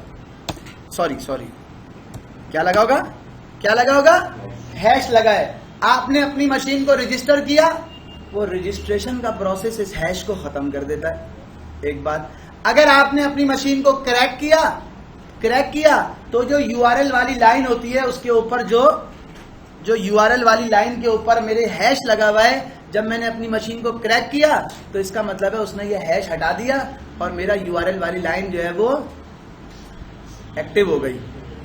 तो मैं भी गया, मैंने बोला भाई इसको हटा दो, मेरी तो बिल्कुल सही है, और WQ से सेव कर दिया। अब देखें ज़रा यम की कमांड का जो रिज़ल्ट है, यम रेपो लिस्ट का जो रिज़ल्ट है वो कैसा आ रहा है। यम रेपो लिस्ट मांगी, वो सीधी उस फाइल में गई, वहाँ जाके उसने देखा मीडिया के नाम का फोल्डर है, मीडिया के फोल्डर में गई, और मीडिया के फोल्डर में उसको सारा जो क्या कहते हैं सारे पैकेजेस हैं वो सब मिल जाएंगे। अभी यहाँ मुझे दिखा देगी कि मुझे 5000 पैकेजेस मिल गए। ये गई, रीड किया उसने मीडिया के अंदर पैकेजेस के फोल्डर को, और बता दिया 5229 पैकेजेस हैं जो DVD में मौजूद है। जब ये बात इसको मालूम हो गई तो अब देखो इस प्रोसेस के बाद ये काम कितना आसान हो गया है कि ADCLI का पैकेज इंस्टॉल करो, SSD का पैकेज इंस्टॉल करो, सांबा COMM कॉमन टूल्स का पैकेज इंस्टॉल करो, बस 3 थे ना, 3 ही करने थे ना भाई। कौन कौन से 3 करने थे, कौन कौन से 3 करने थे भाई? ADCLI, सांबा और यही करने थे। मैंने कहा कर दो, ये पैकेज ऑटोमेटिकली इंस्टॉल होना शुरू हो जाएंगे। इनकी जितनी डिपेंडेंसीज होंगी वो खुद से रिजॉल्व कर देगा। अच्छा ये मेरा दोबारा टाइम आउट आना क्यों शुरू हो गया भाई? NMTUI एडिटर कनेक्शन सब कुछ तो सही है।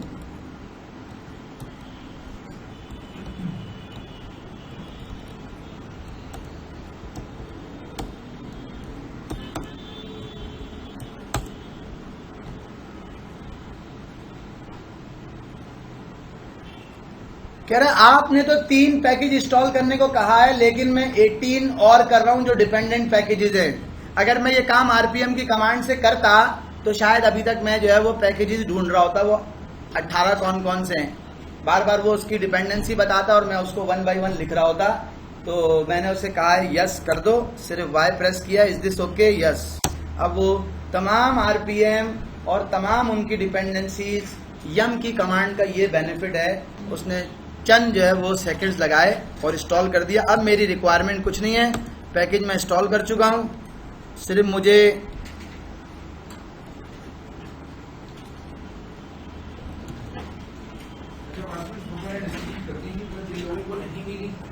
ठीक है वो क्लास के बाद मुझसे ले लें, मुझे 1-2 क्लास की स्नैप्स चाहिए। क्यों भाई? आपकी मार्केटिंग कर रहे हैं। 4 साल में पहली मरतबा ले रहे हैं आप तस्वीरें।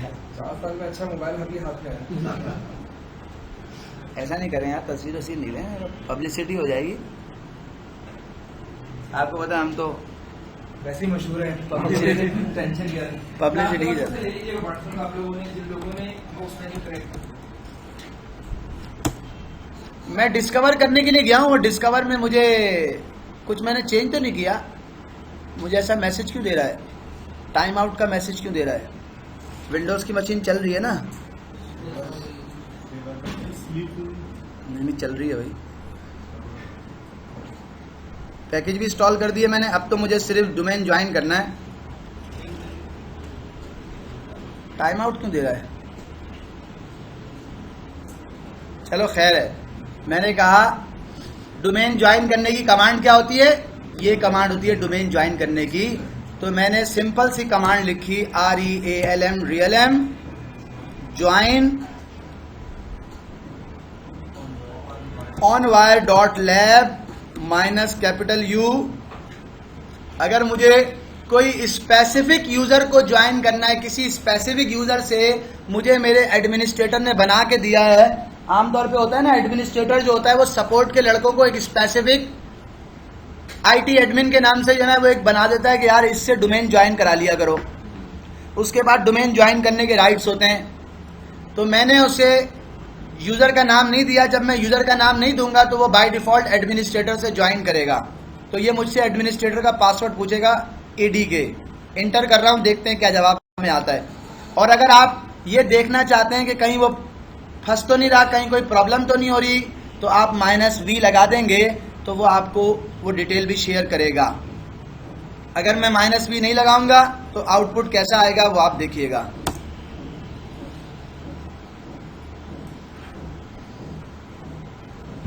इसको इतनी देर लगाना नहीं चाहिए।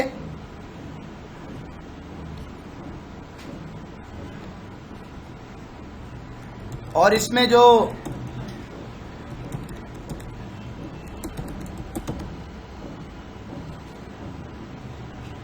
मुझे मैसेज दिया उसने, cannot join this realm, message दिया है cannot join this realm, तो मैं थोड़ा सा परेशान हो गया हूं।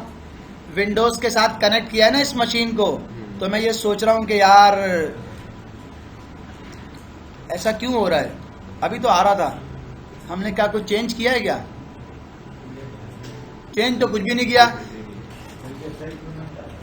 चूंकि विंडोज के साथ इसको मैंने कनेक्ट करने की कोशिश की और इसको विंडोज का जो है वो साथ मिल गया है, इसलिए मैं इस मशीन को रिबूट कर रहा हूं। तो अभी रिबूट करूंगा तो बिल्कुल सही हो जाएगी।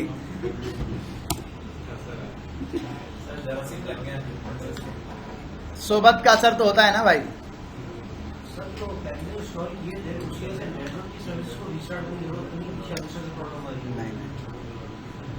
नेटवर्क की पैकेज इंस्टॉल करने से पहले भी उसने ये एरर दे रहा था पहले, फिर हमने डोमेन डाला, फिर सही हो गया था, फिर दोबारा दे रहा है। देखें भाई जरा,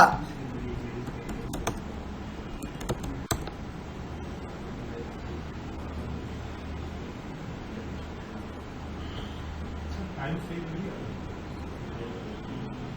यार ये इन्होंने बड़ी जबरदस्त बात बताई। इन्होंने ऐसा पॉइंट बताया, बोला आपने टाइम सही कर लिया, तो मैंने कहा यार टाइम तो मैंने सेट नहीं किया, टाइम मैंने सेट नहीं किया, बस ये एक काम है जो मैंने नहीं किया। और चेक करता हूँ -v डिस्कवर onwire.lab और देखता हूँ कि वो क्या कर रहा है। अगर उसने फिर एरर दिया तो फिर मैं जाऊंगा और टाइम सेट करूंगा। और टाइम सेट करने के लिए लिनक्स में क्या ऑप्शन है वो मैं अभी आपको पहले विंडोज़ का बता दूं। विंडोज़ में तो टाइम कैसे सेट करते हैं, यहाँ पे गया 10 चेंज, क्या टाइम हो रहा है भाई बताएंगा कोई? टाइम क्या हो रहा है? हाँ 1:58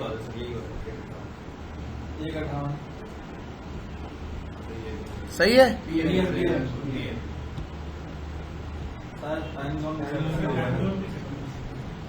कहाँ पर है टाइम जोन? यहीं पे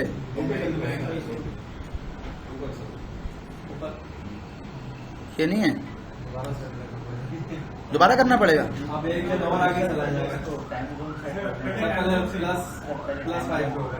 कहाँ पे? यहीं से ना?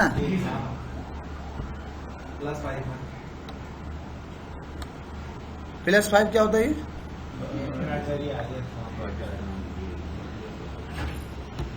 अब फिर खराब हो जाएगा तो बच गए।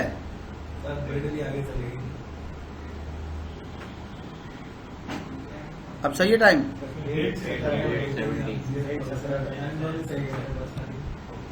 बात सही है। ओके ओके, अब टाइम सही हो गया। जब टाइम सही हो गया 1:59 आ गए 17 के, तो मैं लिनक्स की मशीन पे गया और देखो लिनक्स की मशीन पे मैं क्या कर रहा हूँ। मैंने लिनक्स की मशीन से पूछा तुम्हारा टाइम डेट क्या है, तुम्हारा टाइम डेट क्या है? उसने कहा भाई मेरा तो टाइम डेट बिल्कुल सही है, मेरा टाइम का तो कोई मसला ही नहीं है। तो मैंने कहा ठीक है, अगर तुम्हारा टाइम सही है तो कोई मसला नहीं है, तो भाई ठीक है। अब जाओ और डिस्कवर करो। स्पेलिंग सही है डिस्कवर की? मशीन भी रिबूट कर ली है, सब कुछ ओके है मेरा ख्याल है। फायरवॉल भी बंद कर दी, SC लिनक्स भी बंद कर दी।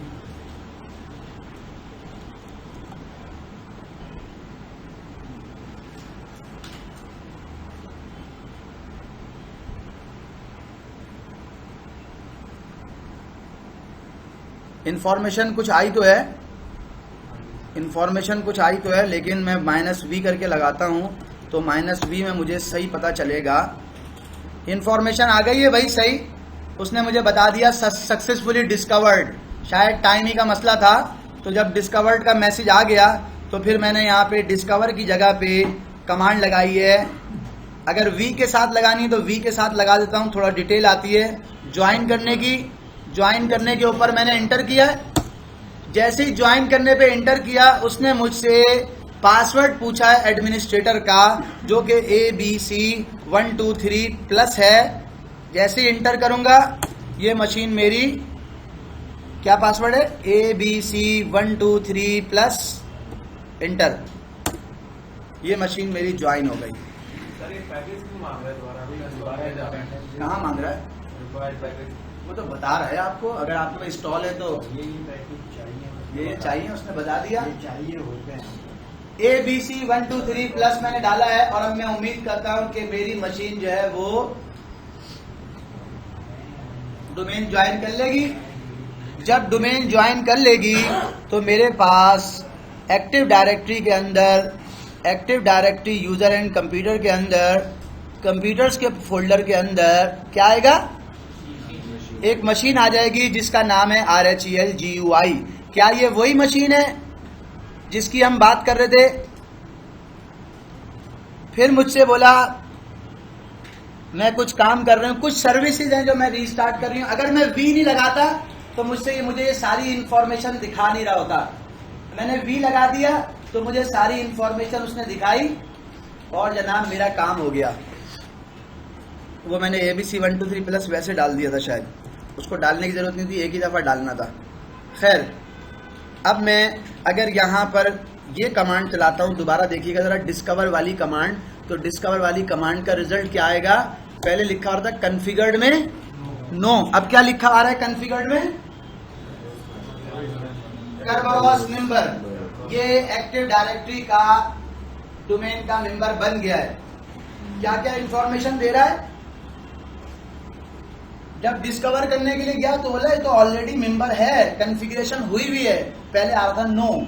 ये सारी सर्वर की इंफॉर्मेशन दे रहा है, और उसने लॉगिन का फॉर्मेट भी बता दिया। पहले नहीं बता रहा था, कह रहा है भाई ये लॉगिन का फॉर्मेट है, इस तरह आप लॉगिन कर सकते हैं उस यूजर पे जो यूजर आपने बनाया है एक्टिव डायरेक्टरी में। और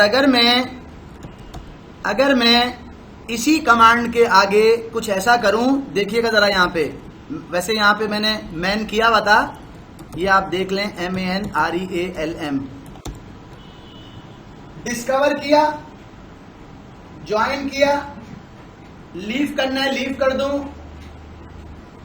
RealM की एक लिस्ट का ऑप्शन है, अगर मल्टीपल सर्वर होंगे उनकी लिस्ट दे देगा। परमिट और डिनाई, ये इसके अंदर कमांड्स हैं जो हम यूज कर सकते हैं। अब जरा यहां देखें, कमांड मैं इस्तेमाल कर रहा हूं, ये कमांड आपने पहले भी यूज की थी, गेट ENT पास WD हुमा। ये हुमा को देखने के लिए गया पहले लोकल डेटाबेस में, फिर गया एक्टिव डायरेक्टरी में, हुमा उसको नहीं मिली। फिर ये गया पी खान को देखने, बोल रहा है वो भी नहीं है। फिर ये गया टी खान को देखने, वो भी नहीं है। क्यों भाई? हमने किस के खान ए खान, अच्छा ए खान, वो भी नहीं है। क्या कह रहे हैं भाई आप? आसिफ खान शायद, वो भी नहीं आ रहा। आसिफ खान का फाइल पासवर्ड करना है, आसिफ खान और आसिफ खान। मैं गया भाई, यूजर किस नाम से बनाए थे? कह रहा है तारिक खान के नाम से, और तारिक खान का जो प्रॉपर्टी में जाओ तो टी खान है, अकाउंट्स में क्या नाम है भाई? टी खान। मैं गया यहाँ पे, मैंने कहा टी खान, टी खान। क्यों भाई? बोला है जब भी आप एक्टिव डायरेक्टरी से डोमेन को ज्वाइन कराते हैं, चाहे विंडोज की मशीन कराएं चाहे लिनक्स की मशीन कराएं, एक दफा रिबूट करना होता है। अगर नहीं करेंगे तो मैं नहीं शो करूंगा। आपने रिबूट कर लिया, समझो आपका काम हो जाएगा। अब वो टी खान भी दिखाएगा और पी खान भी दिखाएगा और सारे खान दिखाएगा।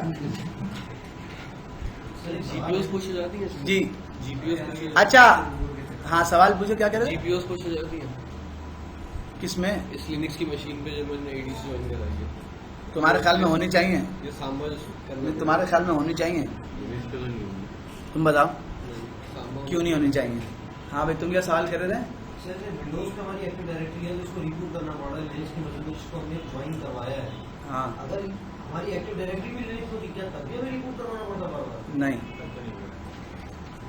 और देखो एक बात याद रखना, ये बात मैंने आपको पहले दिन कही थी या शायद दूसरे दिन कही थी कि लिनक्स की मशीन को अगर रिबूट कराना पड़ रहा है, तुम्हारे सर के भी अब्बू भी बोलने के रिबूट करना पड़ेगा, तो समझ लेना कि सर के अब्बू को ये बात नहीं मालूम कि कैसे इसको रिबूट से बचाया जा सकता है। लिनक्स की मशीन में कोई भी काम करो, मशीन को रिबूट रिक्वायर्ड नहीं होता। मैं भी कर रहा हूं, इसका मतलब है मुझे नहीं मालूम कि अब मैं क्या करूं, तो बस यही आखिरी ऑप्शन है, रिबूट कर दो। तो मैं गया, मैंने कहा लॉगिन करो भाई रूट से, रेडिट से, और अब ट्राई करो। अब क्या गेट ईएनटी की कमांड काम कर रही है, चेक करते हैं।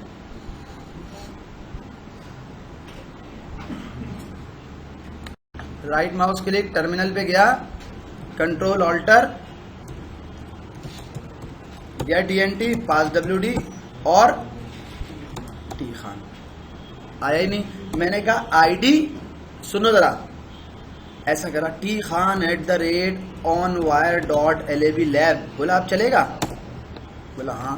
बोला तुम्हें मैंने अभी थोड़ी देर पहले बताया था लिनक्स में ऐसे लोगों का कोई काम नहीं है जो किसी भी कमांड के आउटपुट को अच्छी तरह से बगैर पढ़े आगे काम करे। बोला मैंने तुम्हें थोड़ी देर पहले बताया था और तुम्हारे सर ने भी फोकस किया था उसके ऊपर। क्या किया था फोकस? अभी देखिएगा, अभी आएगा। कहा गया यूजर का जो फॉर्मेट है यहाँ पे कैसा इस्तेमाल होगा, यूजर का नाम @डोमेन का नाम। और तुम जो है यहाँ पे कैसे करने में लगे हुए हो? बोला ये लिनक्स है भाई, जो चीज कही जा रही है उसको कम से कम देखते तो करो। सर ने तो टाइम जाया कर दिया तुम्हारा, मशीन भी रिबूट कर दी। सर को बेचारे को यही नहीं पता था कि ऐसा करना है। भाई पहले भी तो यही कर रहे थे, सिर्फ डोमेन का नाम नहीं लगा रहे थे। बोला भाई डोमेन का नाम लगा दो ताकि मैं उस मशीन से जाके डाटा उठा के ले आऊं। कह रहा है ये यूजर का नाम है, ये उसका यूजर आईडी है, ये उसका ग्रुप आईडी है, ये उसका पूरा नाम है, ये उसकी होम डायरेक्टरी है जो होम में बनेगी, और ये उसका शेल है जो यहां पर है। अब अगर आपको इसे लॉगिन करना है, अच्छा मैंने शायद क्या हो जाता है ये डिस्कवरी टाइम में, खैर अब अगर आपको इसे लॉगिन करना है तो आप चाहें तो यहाँ पे लॉगिन करें, और आप चाहें तो RHEL GUI लॉगिन की स्क्रीन पे गए। कमांड लाइन में GUI भी करके दिखाता हूँ। मैं यहाँ गया और मैंने कहा टी खान को लॉगिन करो @onwire onwire.lab, इंटर। पूछेगा उसका पासवर्ड क्या था, ABC123 प्लस माइनस।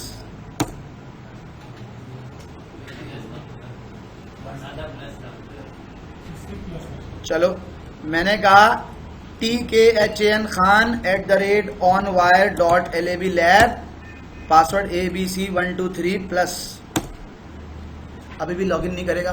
फिर मैं बोलूंगा काशिफ भाई पासवर्ड नहीं लग रहा यार। काशिफ भाई क्या बोलेंगे, इससे पहले कभी ज्वाइन कराया है? मैं क्या बोलूँ काशिफ भाई पासवर्ड नहीं लग रहा। काशिफ भाई बोले जो भाई तुमने ज्वाइन नहीं करा, देखो अपने साइड पे, मैं जा रहा हूँ चाय लेके आ रहा हूँ, चाय पी के आ रहा हूँ किचन से, तुम देखो। हमने अपना देख लिया। देखने के बाद हम किस नतीजे पे पहुंचे? हम इस नतीजे पे पहुंचे कि भाई आमतौर पे होता यही है, हम एक दूसरे के ऊपर डाल देते हैं। कंपनी में प्रॉपर्टी में गया, अकाउंट्स में गया, ये अकाउंट डिसेबल तो नहीं है?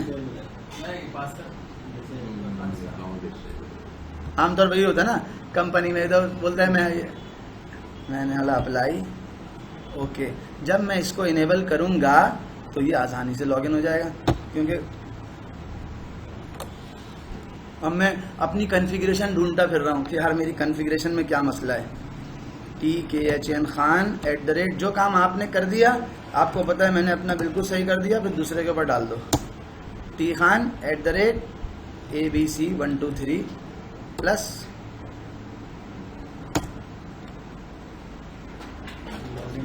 T Khan @ onwire.lab lab ABC123 plus minus. क्या मैसेज दे रहा है भाई? कह रहा है तुम्हारा पासवर्ड, चूंकि ऑप्शन पे चेक लगा हुआ था कि पासवर्ड यूजर को जैसे लॉगिन करे चेंज करने का ऑप्शन देना, तो ABC123 प्लस माइनस उसका करंट पासवर्ड है। अब नया पासवर्ड क्या होगा, वहां पे पासवर्ड की कम्प्लेक्सिटी सेट हुई हुई है एडी के अंदर। अगर मैं 1 2 3 4 5 6 लिखूंगा तो शायद एक्सेप्ट ना करे। 1 2 3 4 5 6 एक्सेप्ट नहीं कर रहा, बोला भाई तुम्हारा पासवर्ड बिल्कुल सही नहीं है, तुमने पासवर्ड की जो रिक्वायरमेंट है उसको फॉलो नहीं किया, दोबारा लॉगिन करो और सही पासवर्ड डालना आपकी दफा। ABC123 प्लस माइनस तुम्हारा पुराना पासवर्ड था, नया डालो कैपिटल P $$W0RD123। अबे यार बता भी नहीं रहे हो आप यार, टाइम ज़ाया हो रहा है।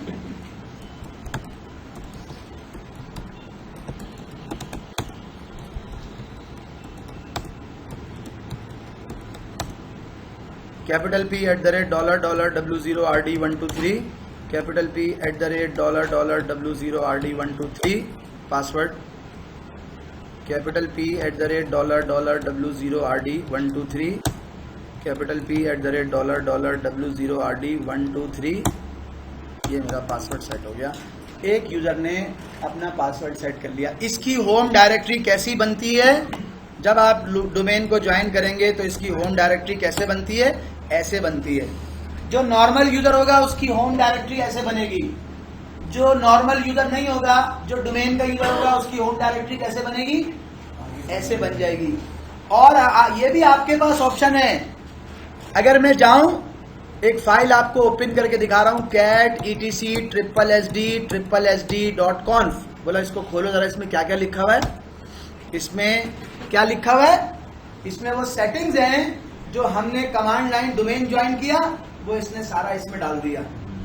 आज से कुछ अर्सा पहले, 2-3 साल पहले, ये फाइलें हमें खुद से, ये कोड हमें खुद से लिखना पड़ता था। आप आज भी जाएं, यूबेंटू की मशीन को डोमेन से ज्वाइन करना है तो आपको ये सारी चीजें इस तरह लिखना पड़ेंगी।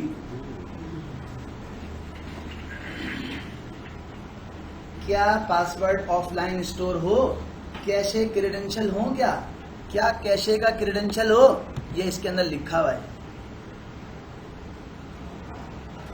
होम डायरेक्टरी कैसी बने, बोले ऐसी बने।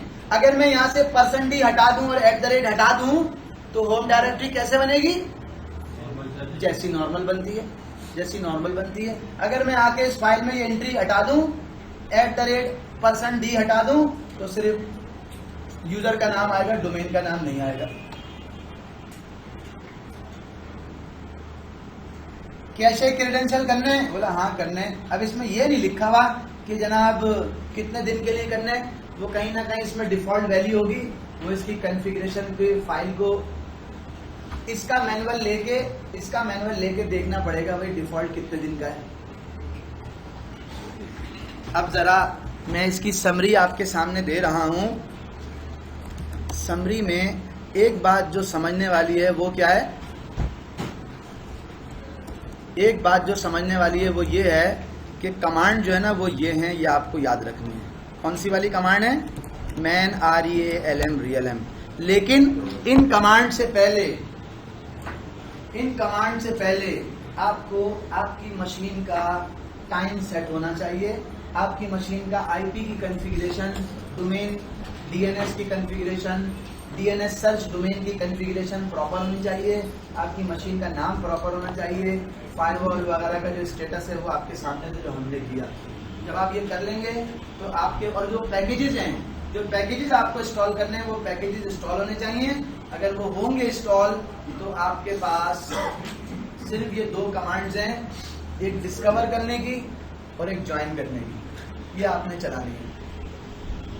अगर मैं इस मशीन का टाइम अभी चेंज कर दूं ना, इसको किसी और टाइम जोन में ले जाऊं तो क्या होगा, ये मशीन ऑथेंटिकेट होना बंद हो जाएगी। इस मशीन को अनज्वाइन करना है, किसी ने बोला अनज्वाइन कर दो, मैं गया, मैंने कहा अभी कर देते हैं, आपने बड़ी बात की। अभी तो वो वहां पे शो कर रहा है ना कंप्यूटर्स के अंदर, ये आ रहा RHELGUI, मैंने कहा इसको अनज्वाइन कर दो, REALM रियलम लीव onwire.lab। मैं अब इससे ऑथेंटिकेशन नहीं करना चाह रहा, मैं नहीं चाहता ऑथेंटिकेशन हो इससे। अरे नहीं, मैंने एक दफा आपको ये तो दिखा दूं।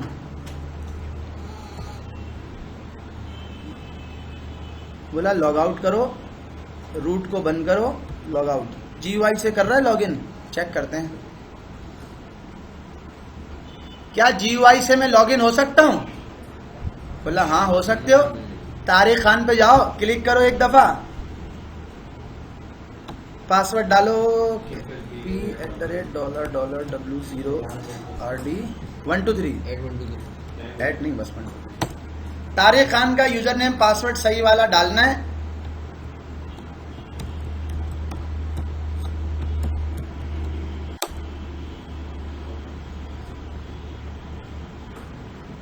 हो गया हो गया हो गया। बता रहा है एक दफा तुमने फेल लॉगिन भी किया था, ज्वाइन हो गया। ओ सॉरी ज्वाइन कर रहा हूं, लॉगिन हो गया। अब वो डेस्कटॉप एनवायरनमेंट प्रिपेयर कर रहा है। अगर मैं पूछूंगा टर्मिनल में जाके, मैं पूछूंगा कि क्या ज्वाइन हो गया, यूजर का नाम क्या है, तो सारी इंफॉर्मेशन मुझे कैसी देगा ये आप देखिएगा। मैंने कहा तुम कौन हो,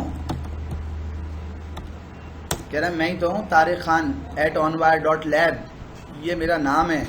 तुम्हारी होम डायरेक्टरी किधर है, बोल रहा ये रही मेरी होम डायरेक्टरी, होम के अंदर। ये लॉगिन कर गया। अगर मुझे इसका पासवर्ड चेंज करना है, passwd की कमांड लिखूंगा, यहां से मैं पासवर्ड चेंज कर सकता हूं। जो पासवर्ड मैं यहां से चेंज करूंगा वो etc शैडो की फाइल में जाके कहां पे सेव होगा। यार अगर passwd की कमांड से पासवर्ड सेव करूंगा तो etc शैडो में जाके सेव होगा ना भाई, एक्टिव डायरेक्टरी पे क्यों जाएगा। डायरेक्टरी में जाएगा। कंफर्म है, सोच लो। बोले यहाँ तो यूजर ही नहीं है, वही जाएगा भाई। मैंने कहा चलो मान लेते हैं भाई आपकी बात, यहाँ जाएगा। सारी पॉलिसीज हर चीज यहाँ से लगेगी। फिर इसने एक सवाल किया था, इसका सवाल था क्या ग्रुप पॉलिसी लगेगी।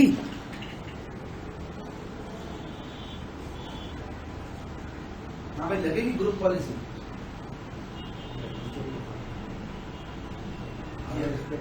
इसने पूछा ग्रुप पॉलिसी लगेगी, बोला हाँ लगनी चाहिए, क्यों नहीं लगेगी। यहाँ पे कैसे कॉन्फ़िगर होगा, विंडोज में कुछ करना पड़ता है कॉन्फ़िगर होगा। मतलब ग्रुप पॉलिसी तो सर जो भी हमने डिफाइन करी है, कोई हाँ। स्क्रिप्ट वगैरह डिफाइन बोला जो ग्रुप पॉलिसी में वो ऑप्शंस काम करेंगे कि जो मिसाल के तौर पे मैंने कहा USB बंद कर दो तो USB बंद होगी, क्योंकि ये विंडोज स्पेसिफिक नहीं है। एक होता है ना विंडोज स्पेसिफिक, मतलब कंट्रोल पैनल में जाके ऐड रिमूव के प्रोग्राम में कोई पैकेज कोई फीचर ऐड करने नहीं देना, तो वो तो इसमें है ही नहीं, पॉलिसी लगेगी नहीं। भाई मेरे अब्बा ने पॉलिसी लगा रखी है कि जो भी सोने से पहले ब्रश नहीं करेगा मैं उसको उठा के कराऊंगा। लेकिन ये पॉलिसी दादा के लिए नहीं, क्योंकि विचार के दान ही नहीं है। अगर मैं विंडोज पे कोई भी ग्रुप पॉलिसी लगाता हूं, ऐसी ग्रुप पॉलिसी, ऐसे ऑप्शन के जो विंडोज और लिनक्स स्पेसिफिक नहीं बल्कि कॉमन है, तो वो अप्लाई हो जाएंगे। और जो कॉमन नहीं है, मिसाल के तौर पे मैं कहूं कि भाई डेस्कटॉप के ऊपर माई कंप्यूटर का ऑप्शन शो नहीं करो, तो वो डेस्कटॉप पे माई कंप्यूटर तो विंडोज में लिनक्स में होता ही नहीं है। अगर मैं यहाँ से पॉलिसी लगा भी दूंगा तो उसका वहां पे असर नहीं पड़ेगा ही नहीं। वो ये वाला ऑप्शन है। और वैसे भी लिनक्स लिनक्स में ये काम हो नहीं सकता। अब मैं हूं कौन, हु एम आई। मैंने कहा NMTY में जाओ, मुझे NMTY में जाके IP एड्रेस चेंज करना है। मैं चला गया, एडिट किया, यहाँ पे आया, मैंने कहा 101 को 201 कर दो, तो 202 कर दो, और 202 कर दो।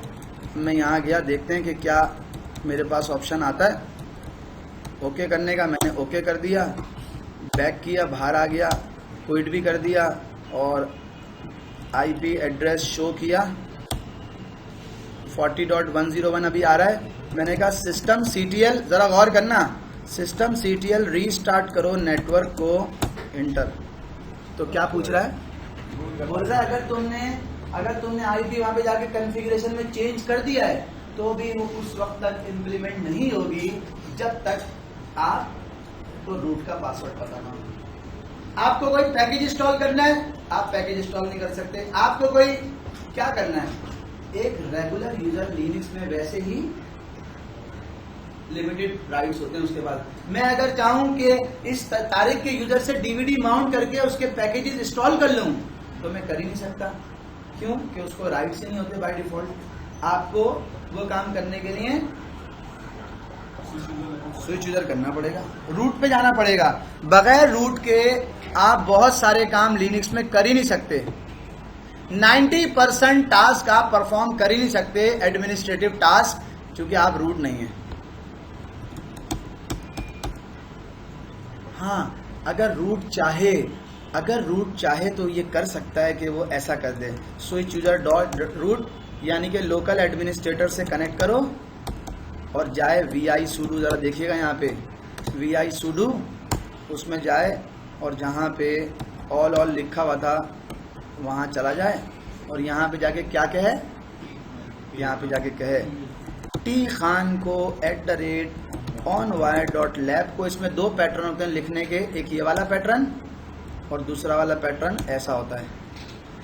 क्या था?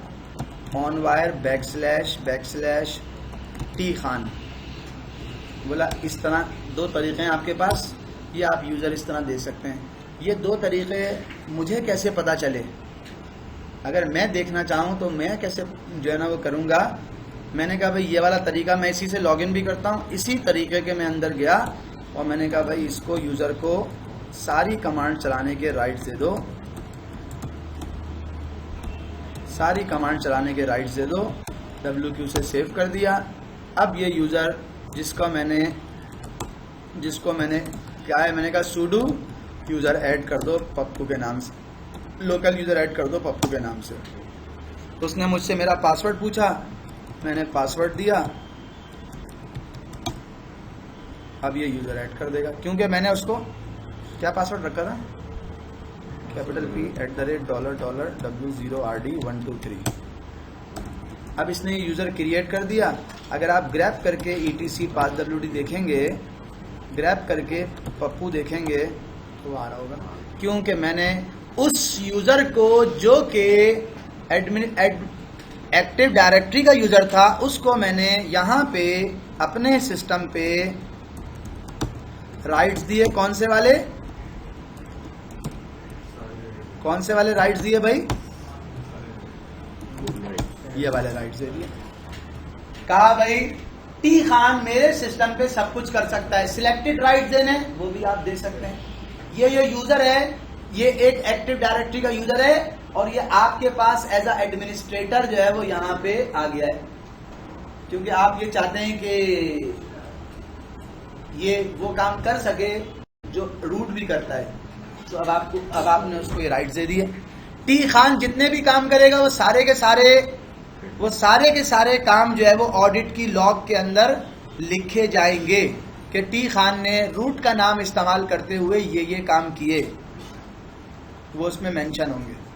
तो टी खान के नाम से वो जो करना चाहे करे, क्योंकि लिनक्स में अगर आप रूट से कोई काम करेंगे तो उसकी कोई लॉग नहीं बनती, उसकी कोई ऑडिटिंग नहीं होती। लेकिन अगर आपने किसी भी नॉर्मल यूजर को फुल राइट्स दे दिए रूट वाले और आप उससे कोई भी काम कर रहे हैं, उसकी होती है ऑडिटिंग। जी भाई, इसमें कोई भी बात ऐसी है जो आप समझते हैं कि पूछने वाली है तो आप पूछें। कोई भी चीज़ ऐसी है जो आपको, ये काम बहुत छोटा सा था लेकिन मैंने लंबा चौड़ा करके आपको जो है वो बताया है। बहुत सारे ऑप्शन जो कि उससे रिलेटेड थे वो भी मैंने आपको बताया, इसलिए जो है वो, वरना आपको मालूम है कमांड सिर्फ दो ही इस्तेमाल होती हैं, reallm की